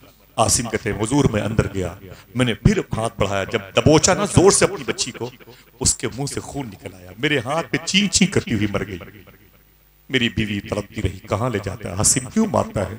9 महीने जिसे मैं पेट में रखती हूँ उसे तू क्यों इतनी आसानी से मारता? आसिम कहते हैं सरकार मुझे माफ कर दें। मेरे आका फरमाते हैं उसके बाद क्या हुआ? आसिम कहते हैं 5 बच्चियां जिंदा पैदा होती रहीं, मैं 5 बच्चियों को जिंदा दफन करता रहा। मक्के में एक शख्स थे जिनका नाम था दहिया कल्बी। इन्होंने 60 या 65 लड़कियों को जिंदा दफन करवाया और इनमें 6 बच्चियां उनकी अपनी भी थी। मेरी बहन हुजूर के आने पर खुश हो जाया कर। हुजूर के इस आमद के महीने में मगरिब की नमाज के बाद बावजू होकर के कोई मीठी चीज पकाया करो। तुम, तुम्हारी बेटियां, तुम्हारे बच्चे अपने घर के दरवाजे के अंदर आंगन में बैठ करके हुजूर की नात पढ़ा करो। हुजूर के आने से तुम्हारा बहुत फायदा होगा। अपना वक्त बर्बाद ना करो। हुजूर ने तुम्हारे लिए बड़ी दुआएं की। हुजूर अपनी उम्मत की बच्चियों से बड़ी मोहब्बत करते हैं। तुम्हें पता नहीं है जब मदीने शरीफ में तुर्की की कालीन कारपेट बिछाई गई थी, तुर्की की कारपेट बिछाई गई थी, तब ये बच्चे वो नहीं जो कंबल लगाते हैं ना, हग्गीस वगैरह, ये सिस्टम नहीं था। औरतें अपने बच्चे को लेकर हज के मौके पर जाती थी हुजूर की बारगाह में, तो बच्चे पेशाब करते, वो पुलिस वाले बहुत मारते थे मदीने शरीफ। बोले चल बाहर निकल, इतनी कीमती कालीन कारपेट तूने गंदा कर दिया, बाहर निकलो। तो मालूम है वहां की हुकूमत ने पाबंदी लगा दी, कोई और हुजूर की बारगाह में अपने बच्चों को लेके नहीं आ सकती, छोटी छोटी बच्चियों को लेके नहीं आ सकती जो पेशाब कर देती है। मालूम है आका करीम सल्लल्लाहु अलैहि वसल्लम को दर्द हुआ, हुजूर को तकलीफ हुई। हुजूर ने अपने गुलाम को ख्वाब में फरमाया, ऐ मेरे गुलाम, इन मदीने के हुक्मरानों से कह दो अपनी कालीन लपेट ले, मेरी उम्मत की बच्चियों को मेरे पास आने दिया करें। मेरी उम्मत की बच्चियों को मेरे पास आने दिया करें। मेरे बच्चों को मेरे करीब खेलना मुझे बहुत अच्छा लगता है, मेरे बच्चों को मेरे पास आने दिया करें। अभी की बात है, तुमसे हुजूर कितनी मोहब्बत करते हैं। जनाब आसिम कहते हैं हुजूर मैं क्या बताऊं, मेरे दर्द बहुत था हुजूर को, हुजूर रो रहे थे, हुजूर की दाढ़ी शरीफ भीग गई थी, हुजूर के आंसू हुजूर के दामन पे गिरते थे। वो रहमत वाला नबी जनाब आसिम कहते हैं 5वीं मरतबे हो गया, 6वीं मरतबे मैं समझ गया अब मेरी बीवी उम्मीद से हुई 7, 8, 9, 10 साल के बाद। तो मैंने कहा कि ऐ मेरी बीवी, तेरे पेट में मेरी मोहब्बत की निशानी है। रोने लगी। बोले हर बेटी को तुमने मार दिया मेरे शौहर, क्या बिगाड़ा है मेरी बच्चियों ने? बोले मक्के की रस्म के खिलाफ है, हम किसी को दामाद बना के अपने घर में रखेंगे, अपनी बेटी की इज्जतें लुटवाएंगे। अरे जालिम, इसे इज्जतें लुटवाना नहीं कहते, इसे तो बरकतें कहते हैं, इसे मोहब्बत कहते हैं, इसे रूहानियत कहते हैं, इसे नूरानियत कहते हैं। जालिम इसे अय्याशी का नाम देता है। हुजूर ने भी तो अपनी बेटी की शादी की ना, मखदूमा फातिमा की, जनाब मखदूमा ज़ैनब और रुक़ैया उम्मे कुलसूम के साथ शादी की, जनाब हारिस उस्मान गनी के साथ में की। कौन सी बुरी बात है? समझ रहे? जनाब आसिम कहते हैं जब 6वीं मरतबे मेरी बीवी उम्मीद से हुई तो मैंने कहा अरे मेरी बीवी, मैं बिजनेस करने के लिए बाहर जा रहा हूँ, साल, 1.5 साल, 2 साल के बाद आऊंगा। अगर तेरे पेट से बेटी पैदा हो तो इसे मार कर इसे वहां दफन कर देना, और अगर बेटा पैदा हो तो उसे रख लेना, रख लेना, ठीक? तो जनाब आसिम कहते हैं हुजूर मैं चला गया। मेरे आका फरमाते हैं फिर क्या हुआ? जनाब आसिम कहते हैं मेरे घर में फिर बेटी पैदा हो।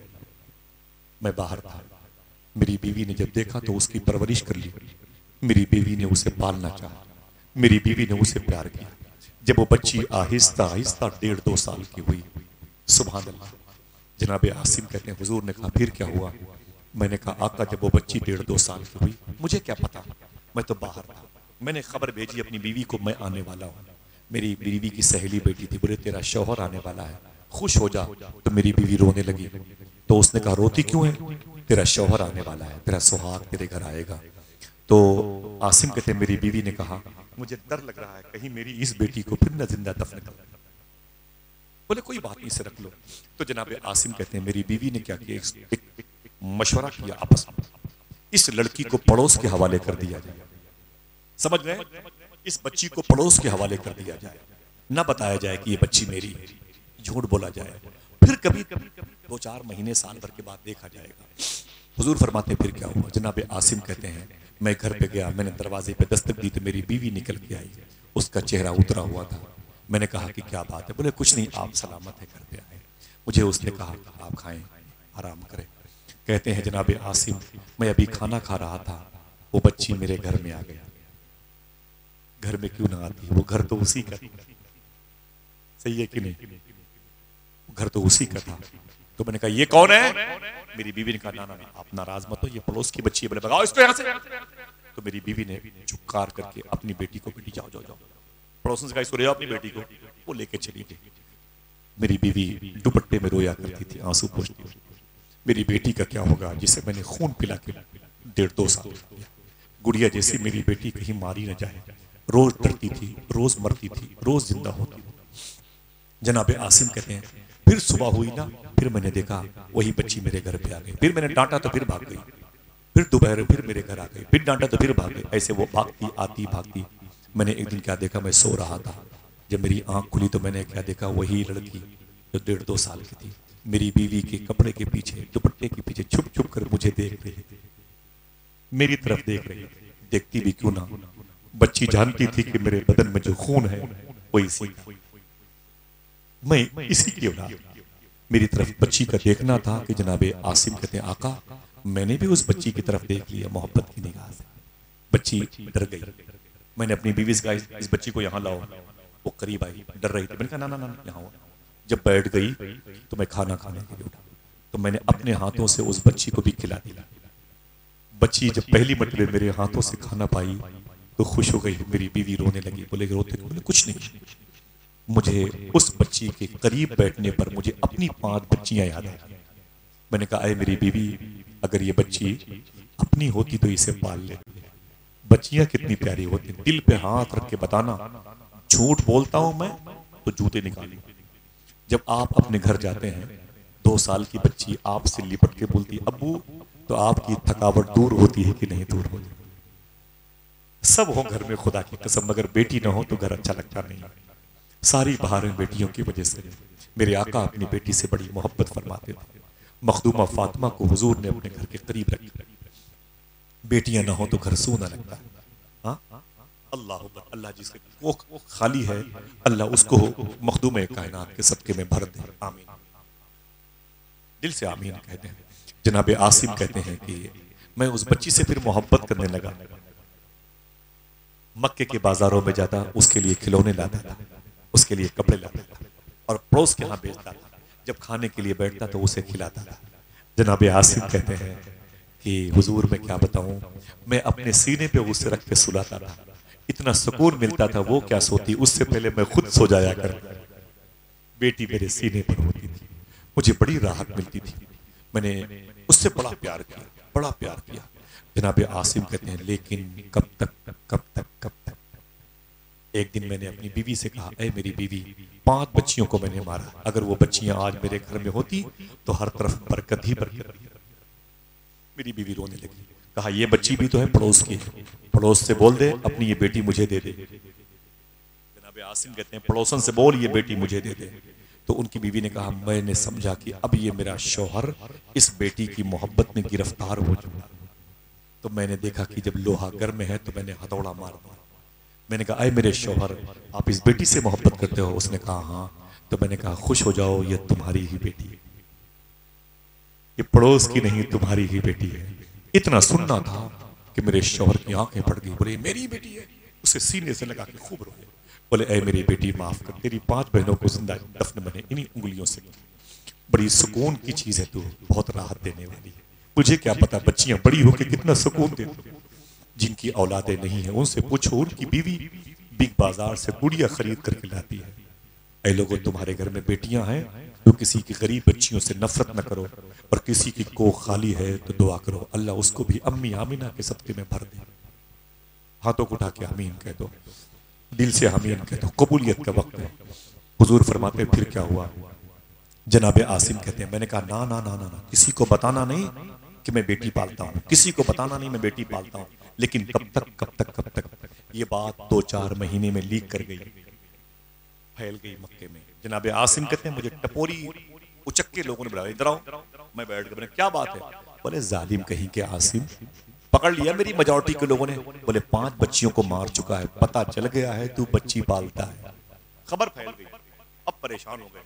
बोले क्या जालिम कहीं का, ये कौन सी रस्म है तेरे घर में? अब तू दामाद बनाएगा किसी को बुला करके?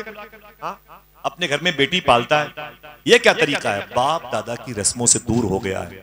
मार दे उसको, मार दे। मैंने 7 बच्चियों को मारा, वो बोलता मैंने 6 बच्चियों को मारा। तू भी मार दे रे, मार दे। 5 मार चुका, एक बच्ची से खल्लास कर दे, खत्म कर दे। जनाब आसिम कहते हैं हुजूर मेरे अंदर का शैतान जाग गया। अल्लाह अकबर, मेरे अंदर का शैतान जाग गया। मुझे इतना टॉर्चर किया मेरे दोस्तों ने कि मेरे अंदर शैतान जो था वो बाहर आ गया, मुझ पर गालिब हावी हो गया। मैं गुस्से में मैंने आस्तीन समेटी और सीधे अपने घर की तरफ लात मारी। दरवाजा धड़ाम से खुला। उस वक्त मेरी वही 2-2.5-3 साल की बच्ची मेरी बीवी के रान पर बैठी हुई थी, और मेरी बीवी उस चांद जैसी गुड़िया के बालों को कंघी कर रही।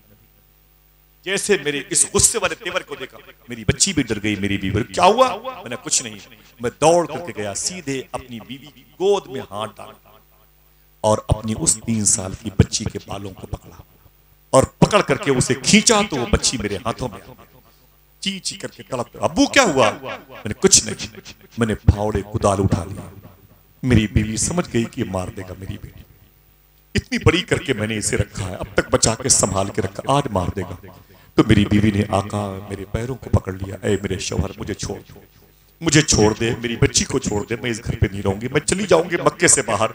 खबरदार मेरी बेटी को मत मारना, वरना अब मैं बचूंगी नहीं। मुझे मार, अब मैं बचूंगी नहीं, अब मैं बचूंगी। मुझे सुन, मेरी इस बात को मान ले, मुझे इस घर से बाहर कर दे, मेरी बेटी को मारना नहीं। आसिम कहते मैंने एक लात मारी, मेरी बीवी जाके दीवार से सर फट गया, वो बेहोश। मैंने उस बच्ची के बालों को पकड़ के घसीटना शुरू किया। जनाब आसिम कहते हैं अचानक मेरे पीछे आवाज आई, आसिम खबरदार, आसिम खबरदार, आसिम खबरदार, इसे मारना नहीं, इसे मारना नहीं, इसे मारना। मैंने पीछे मुड़ के देखा, आवाज थी, आवाज देने वाला कोई न था। जनाब आसिम कहते हैं मैं डर गया। 5 बच्चियों के दफन के वक्त ये आवाज नहीं आई, ये 6वीं बच्ची के दफन के वक्त ये आवाज आती थी। मैं डर जाता था, आसिम खबरदार, इस बच्ची को मारना नहीं, मारना नहीं, मारना नहीं। मैं समझ रहा था जमीन फट जाएगी, मैं धंस जाऊंगा, आसमान मुझ पर गिर पड़ेगा। मैं कांप रहा था, लेकिन बच्ची के बालों को पकड़ के घसीटता हुआ जा रहा था। बच्ची मेरे पैरों में लिपट लिपट के बोल, अब्बू क्या बात, आप इतना नाराज क्यों हैं, आप इतना नाराज क्यों हैं, क्या बिगाड़ा है मैंने। मैं उसको उसके हवाले करता और फिर चला गया। मैं जब गया करीब में, मैंने एक गड्ढा खोदा, मतलब भर का छोटा सा गड्ढा, क्योंकि बेचैनी मुझे बहुत ज्यादा थी। मैंने अपनी बच्ची के बाल को पकड़ा, उसमें उठा के पटक दिया। बच्चियां वो भी छोटी सी नाजुक कितनी होती, अल्लाह अकबर, उसमें उठा के पटक दिया। जनाब आसिम कहते हुजूर रो रहे थे, हुजूर की दाढ़ी शरीफ से बाल निकल निकल के हुजूर के जुब्बे पे गिर रहे। अल्लाह अकबर, अल्लाह अकबर। जनाब आसिम कहते हैं मैंने सरकार का रोना देखा, मैंने कहा हुजूर मुझे माफ कर दे। मेरे आका फरमाते फिर क्या हुआ। जनाब आसिम कहते हैं कि हुजूर मैंने उस बच्ची को उठा के पटक दिया, एक पैर मैंने उसकी गर्दन पे रखा, एक पैर से मैंने अपना बैलेंस बराबर किया, मैं मिट्टी डालता रहा, मेरी बच्ची चीखती रही, अब्बू मेरा कसूर क्या है, मुझे सिर्फ इतना बता दें, मेरा कसूर क्या है, मैंने कौन सी चीज आपसे तलब कर ली है, मांग ली है, आप उसे दे नहीं सकते, मैंने क्या बिगाड़ा है, मैंने क्या आपकी इज्जत पर मैंने जो है धब्बा लगाया है, आप मुझे इस कदर जिल्लत के साथ मौत मुंह में डालते हैं। मैं टस से मसला हुआ।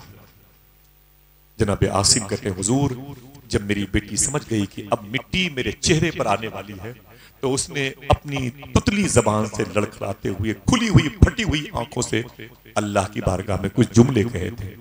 उसने कहा था, ऐ परवरदिगार आलम, अगर हमें इतनी बेदर्दी के साथ मारा ही जाता है तो हमें पैदा क्यों किया जाता है?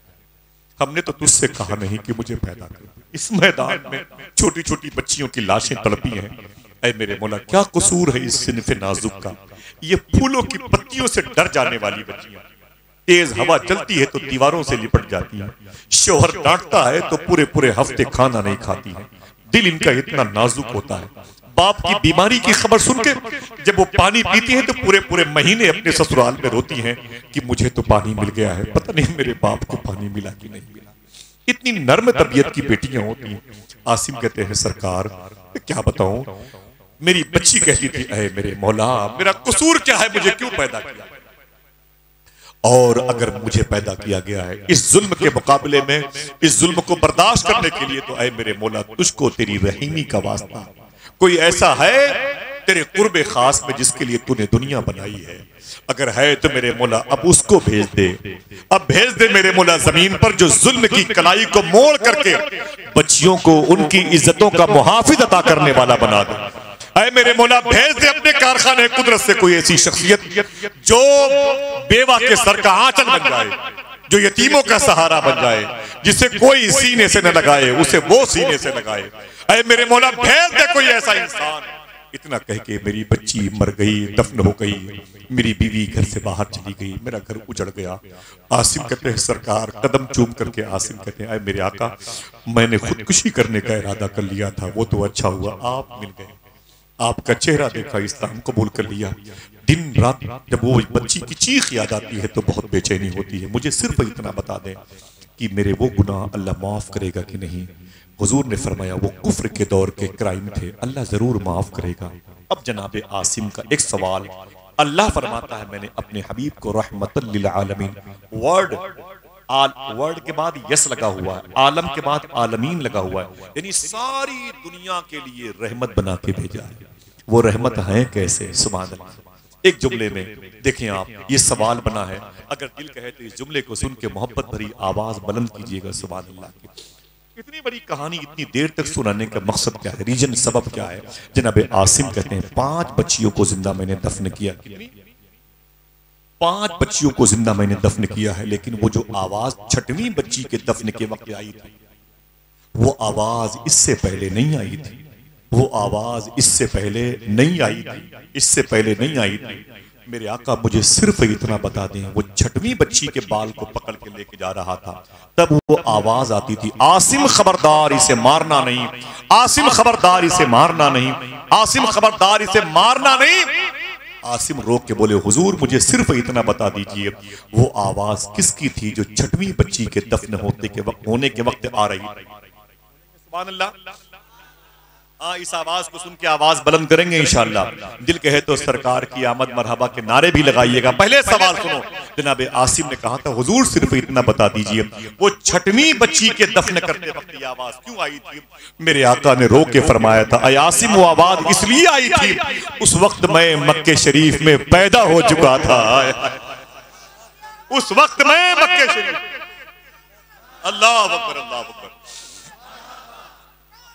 हाथों को उठा के बोलो, हाथों को उठा के बोलो, माशाअल्लाह, मरहबा। ऐ आमिना तेरे शिकम को सलाम, ऐ आमिना तेरी किस्मत को सलाम, ऐ आमिना तेरे सदर मुबारक को सलाम, ऐ आमिना तेरी पेशानी नूर को सलाम, ऐ आमिना तेरी उंगलियों को सलाम, जिसने उस जात को जना, उसकी खिदमत की, जिसने हम सबको जहन्नम से निकाल के जन्नत में लेके जाने की टेक्निक अता फरमाई। जरा मोहब्बत से कह दो सरकार की आमद। मेरे आका सल्लल्लाहु अलैहि वसल्लम फरमाते हैं, उस वक्त मैं पैदा हो चुका था। रब नहीं चाहता कि जिस शहर में वमा और सल्ला का इल्ला रहमत बन करके कोई मेरा हबीब गया हो, उसी शहर में इन बच्चियों पर रब नहीं चाहता। अल्लाह अकबर, अल्लाह अकबर। सही बताओ, मेरे आका रहमत बन के आए कि नहीं आए? ऊंची बोलो, रहमत बन के आए कि नहीं आए? हाथों को उठा के बोलो।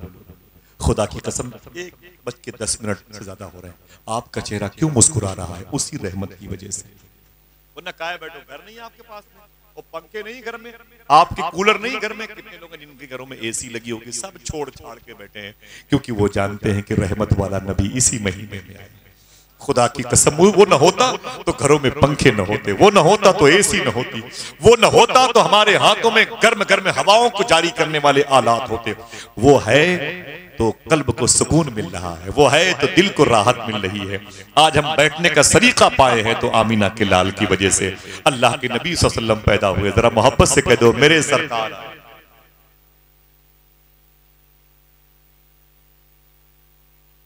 माशाअल्लाह, जरा मोहब्बत से कह दो सुभान अल्लाह। हाथों को डाके बोलो सरकार की आमद। वो हुजूर गौस पाक की बातें सुनने जाए, इसके बाद आऊंगा तो अनस भाई सुना दूंगा इंशाल्लाह, ठीक है? आप थक गए? हाँ, फिर से कहते हैं सरकार की आमद। बताऊंगा, अगर मेरे पास कोई तारीख रही तो मेरे बड़े भाई बैठे हुए हैं, इंशाल्लाह मैं आऊंगा। एक महीने में, 10 दिन में, 6 दिन में, 7 दिन में कभी आऊंगा। मेरा बगदाद शरीफ का जो टिकट है वो की बरकतों से आज माशाल्लाह, अरे अहमद भाई, वो 13 तारीख की रात में हुआ है इंशाल्लाह बगदाद शरीफ का। अगर जाने से पहले कोई एक आध तारीख खाली हुई तो मैं आऊंगा इंशाल्लाह, तब गौस पाक की बात करूंगा, ठीक है? अभी तो हुजूर की पैदाइश है। जरा मोहब्बत से कह दो, अगर कहो तो एक आध आखिरी बात और कर दूं।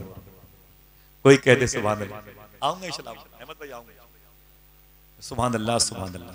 जरा मोहब्बत से कह दो सुभान माशाल्लाह। जरा सरकार की पैदाइश है, बोले बोले सरकार की आमद, ऊंची बोले सरकार की आमद।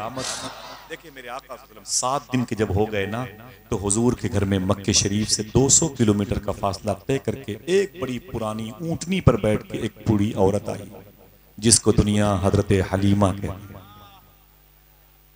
माँ के नाम पे सुभान अल्लाह कहते तो जोर से बोल दो। हजरत अम्मी हलीमा कहती है, प्यार से कह दो सुभान अल्लाह।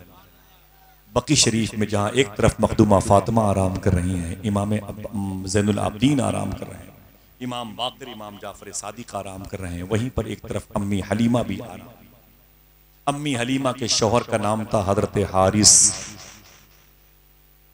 ऊंची बोलो, हजरत हारिस नाम था। उनके खानदान का नाम था खानदाने बनु साद, सीन ऐन दाल, खानदाने बनु साद नाम था। उनकी एक बेटी थी, उसका नाम था हजरत सीमा। नहीं बोलोगे? अम्मी हलीमा की बात करता हूँ, अम्मी हलीमा की बात करता हूँ। मालूम है हुजूर ने कितनी मोहब्बत की। एक जंग के मौके पर हुजूर ने देखा तो एक बूढ़ी औरत आई। एक रवायत में कि जंग हुनैन में, एक रवायत में कि मस्जिद नबी शरीफ में हुजूर बैठे हुए थे, बूढ़ी औरत लाठी टेकते हुए अंदर आई। मेरे आका खड़े हो गए, सुभान अल्लाह। मेरे आका ने अपनी चादर हुजूर ने जमीन पर बिछा दी और फरमाया अम्मी जान बैठो इस पे। बूढ़ी औरत को हुजूर ने बिठाया, बहुत आओ भगत की, इनामो इकराम दिया। दरवाजे तक हुजूर छोड़ने के लिए गए। किसी ने पूछा हुजूर ये बूढ़ी औरत कौन है? मेरे आका रो के बोले ये बूढ़ी माँ है जिसको दुनिया हलीमा कहती है। इसने मेरी परवरिश की है, इसने मेरा बड़ा ख्याल रखा है, बड़ी सूझबूझ वाली औरत है, बहुत हिल्म बुर्दबारी वाली औरत है। ये जुमले हुजूर के हैं, समझ रहे हैं। 7 दिन के बाद अम्मी हलीमा मक्के आई। पहले के दौर में ये होता था, जब बच्चे पैदा होते थे तो इकट्ठा किसी बड़े खानदान, बड़े शहर के लोगों की औरतें, गरीब औरतें जाती थीं, उन माओं से बच्चे लेकर के उन्हें दूध पिलाती थी। उसके बदले में पैसा, उजरत मिलती थी। अम्मी हलीमा कहती है, मैं भी मक्के में टहल टहल के देखी, कोई बच्चा मिल जाए, कोई बच्चा मिल जाए, मुझे कोई मिला ही नहीं। सब औरतों को बड़े बड़े घरानों के बच्चे मिल गए। किसी ने कहा, अय हलीमा इधर उधर मत भटक, इधर चली जा, कबीले कुरैश में एक लड़का पैदा हुआ जो सर से पांव तक खुशबूदार है। अम्मी हलीमा कहती, मैं दरवाजे पर आई ना तो मैंने क्या देखा कि घर में लोग बैठे हुए थे। मैंने कहा, भाई इस घर में कोई बच्चा पैदा हुआ है? किसी ने कहा, हाँ पैदा हुआ है। तू कौन है? बोले, मैं हलीमा हूँ, कबीले बनु सास से मेरा ताल्लुक है और मैं 200 किलोमीटर दूर से चल के आई हूँ। आपको मालूम है, अल्लाह का शुक्र है कि मैंने अम्मी हलीमा का मकान देखा। बहुत बहुत शुक्रिया, बिल्कुल मैं आऊंगा जल्दी।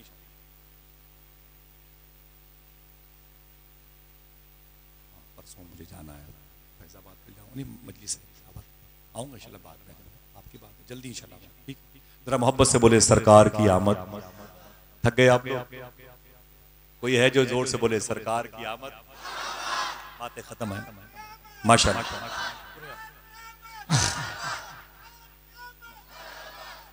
सुभान अल्लाह।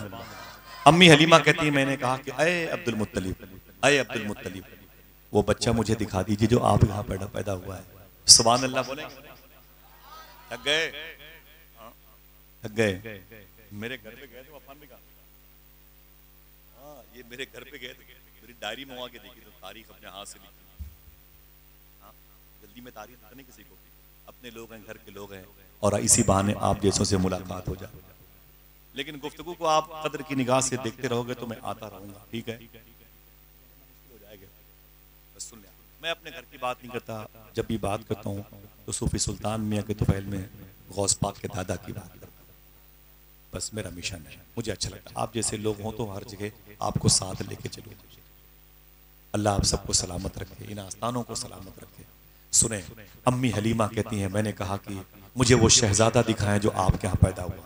अब्दुल मुत्तलिब कहते, मैंने कहा अंदर चलो। जब अंदर गई ना अम्मी हलीमा तो अम्मी आमिना बैठी हुई थी। अब 2 माएँ इकट्ठा हो गई, अब 2 माएँ इकट्ठा हो गई, अम्मी हलीमा और अम्मी आमिना। हुजूर दरमियान में आराम कर रहे थे। अम्मी हलीमा कहती है, अय आमिना मुबारक हो, वो तूने ही बहुत ही खूबसूरत बच्चे को जना है, पैदा किया। फरमाती है, रब का शुक्र है, रब का शुक्र है, अल्लाह अकबर। इतना कहना था।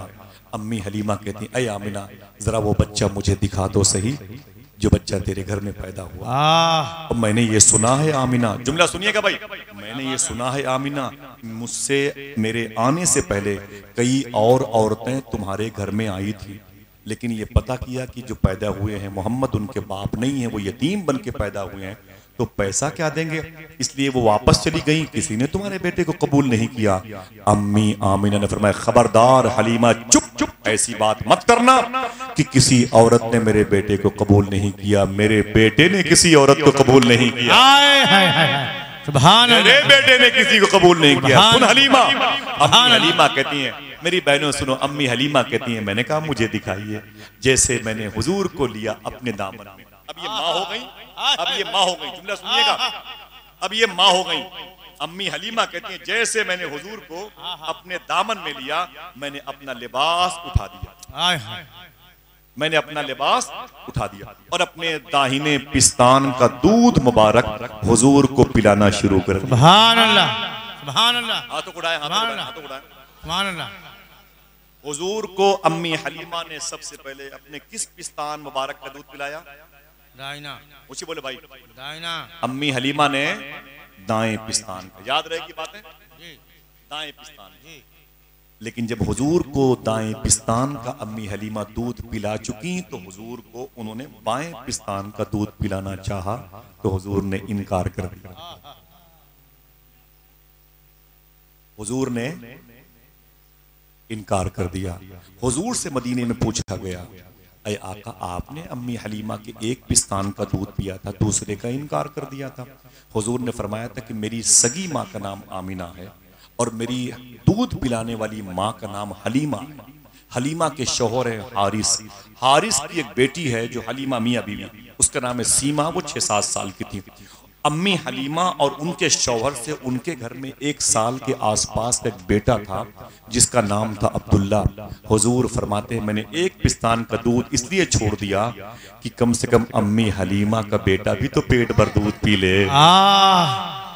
क्या बात है। इसी हिंदुस्तान में पार्लियामेंट में एक शख्स ने कहा था लोकसभा के स्पीकर के सामने कि मुसलमानों के नबी ने इंसाफ नहीं किया, तो जिस असेंबली के स्पीकर ने खुदा की कसम उसका जवाब दिया था ये बात उसने मुझसे कही कि मैंने कहा है असेंबली के स्पीकर साहब आप मुझे इजाजत दे दें मैं संसद जी की बात को का खंडन करूं, मैं बताऊं कि मेरे नबी ने, वो बोले कि मुसलमानों के नबी ने इंसाफ नहीं किया। इसी दिल्ली की संसद की रिपोर्ट, इसकी फाइल पड़ी हुई 50 साल नहीं हुए, मुश्किल से 25-27 साल। बोले मैंने कहा मुसलमानों के नबी ने इंसाफ नहीं किया। तूने कहा क्या कहा? बचपन में एक पिस्तान का दूध पी के हुजूर ने एक पिस्तान का दूध अपने भाई के लिए छोड़ रहे हैं, इससे बड़ा इंसाफ क्या? क्या बात है। मेरा इमाम कहता है भाइयों के लिए तर्क पिस्ता करें। क्या बात है, क्या बात है। भाइयों के लिए तर्क पिस्ता करें, बचपने की अदालत पे लाखों। हाय हाय हाय, सुभान अल्लाह सुभान अल्लाह। नारे तकबीर, सुने, नारे रिसालत। बचपने की अदालत पे। अच्छा एक मिनट जल्दी बताइएगा भाई, जवाब दीजिएगा। हुजूर ने अम्मी हलीमा के किस पिस्तान का दूध पिया? कुछ बच्चों की आवाज नहीं आई। दाहिने की। पूरी 2 साल की लाइफ में हुजूर ने अम्मी हलीमा के दाएं ही पिस्तान का दूध पिया, बाएं पिस्तान का दूध नहीं पिया। ऊंची बोलो भाई, ऊंची बोलो। नहीं पिए। बाएं पिस्तान का दूध नहीं पिया। क्यों क्यों क्यों? बेस क्या बता दूं? याद कीजिएगा, सुभान अल्लाह कहिएगा। आज की साइंस को जब पता चला कि मुसलमानों के नबी ने अम्मी हलीमा के दाएं पिस्तान मुबारक का दूध पिया है, बाएं पिस्तान मुबारक का दूध नहीं पिया, तो इस पर उन लोगों ने रिसर्च करना शुरू किया। तब जब रिसर्च किया तो क्या बात खुल के आई है मालूम है? मुझे बातें कहनी चाहिए, मां बहनें बैठी हुई हैं, लेकिन ये बात हुजूर के इंसाफ की दलालत करती है। मालूम है? अल्लाह अकबर। मेरे आका सल्लल्लाहु अलैहि वसल्लम के इस अमल को साइंस ने क्या बताया? साइंस का कहना यह है कि औरतों के दाएं पिस्तान में दूध कम होता है, बाएं में ज्यादा होता है। तो दाएं पिस्तान के कम वाला दूध हुजूर ने इस्तेमाल करके बता दिया, मैं भूखा रहूं चलेगा, मेरा भाई अब्दुल्ला भूखा ना रहे। सुभान अल्लाह, सुभान अल्लाह, सुभान अल्लाह। बचपने की अदालत पे लाखों सलाम। अम्मी हलीमा कहते हैं हुजूर मेरी गोद में आ गए, मैंने अपनी ऊंटनी पर हुजूर को बिठाया, फिर ऊंटनी की रफ्तार बढ़ी, मैं लेके चली हुजूर को 200 किलोमीटर दूर। मैंने आज से 4-5 साल पहले अम्मी हलीमा के मकान में हाजिरी दी है। मैंने वहां पर अफ्तारी की है, मगरिब की नमाज पढ़ी है। खुदा की कसम इतनी खुशबू थी कि जो साथ में थे ना नियाज भाई, वो लोग रो रहे, इतनी खुशबू थी। वो कुआं देखा जिस कुएं के पानी ने हुजूर के कदम चूमे हैं, वो जगह देखी जहां हुजूर का सीने मुबारक फरिश्तों ने शक किया था, जिसे शक के सदर कहते हैं। अल्लाह अकबर। कभी चलेंगे इंशाअल्लाह, दिल से बोलो इंशाअल्लाह। अब सुने एक बात, करीब करीब खत्म है, आप भी बहुत बहुत खुश नसीब हैं, हुजूर की पैदाइश सुने। अम्मी हलीमा कहती जब मैं हुजूर को लेके अपने घर में आई,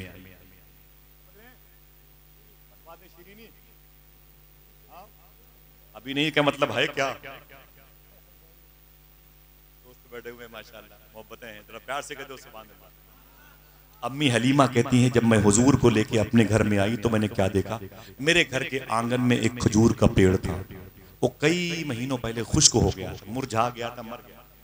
वो पेड़ जब जिंदा था, हरा था, तो खजूरें पकती थी, तो मेरा शौहर काट के उसे बेचता था तोड़ के, तो दाल चावल का कुछ इंतजाम हो जाता था। जब वो पेड़ खुश्क हो गया तो गरीबी आ गई। अम्मी हलीमा कहती लेकिन जिस वक्त मैं हुजूर को लेके अपनी गोद में अपने घर में दाखिल हुई, वही खुश्क पेड़, देखना कितने लोग सुभान अल्लाह कहें, वही खुश्क पेड़ हरा हो गया। वही खुश्क पेड़ हरा हो गया। यही नहीं, पत्तियां ताजा हो गई, यही नहीं, खजूरों के फूल निकलने लगे। यही नहीं, अम्मी हलीमा कहती हैं खजूरें भी निकलने लगी। अगर बोलो तो बता दूं, अम्मी हलीमा कहती हैं अभी मेरी गोद में हुजूर थे, देखते देखते खजूरें पक भी गई। मैंने कहा मेरे शौहर बड़े कमाल की बात है, जल्दी तोड़ो जल्दी तोड़ो। मेरे शौहर ने सारी खजूरें तोड़ी, बर्तन में रखे। मैंने कहा जा करके साथ खानदान के करीब मार्केट में इसे बेचो, दाल नमक चावल जो मिले ले आओ, घर में गरीबी है। जब वापस आए ना, अम्मी हलीमा के शौहर जनाबे हजरत हारिस बड़ा सा टोकरा अपने सर पे रखे, ओ सामान से लदे फंदे थे। अम्मी हलीमा ने कहा ये सब क्या लेके आ गए? तो बोले खजूरें बड़ी महंगी बिकी हैं। आपकी बिकी होती तो कुर्सी पे खड़े होकर सुभान अल्लाह के। बोले खजूरें बड़ी महंगी बिकी हैं, बड़ी महंगी बिकी हैं। तो हुजूर के तलबे के करीब से आवाज आई, ए हलीमा तू क्या मुझे पालेगी, मैं खुद तेरे पूरे खानदान को पालने के लिए आ गया है। उसे साथ अपने तू लाई हलीमा, है जिसकी खुदा तक रसाई हलीमा। तेरे बेटे जो खर्च करते हैं घर में, वो है आमीना की कमाई। अगर इसके बाद किसी महफिल में मिलना तो मुझे याद दिलाना, या तो मैं इसके बाद हुजूर की बात करूंगा, या तो अनस भाई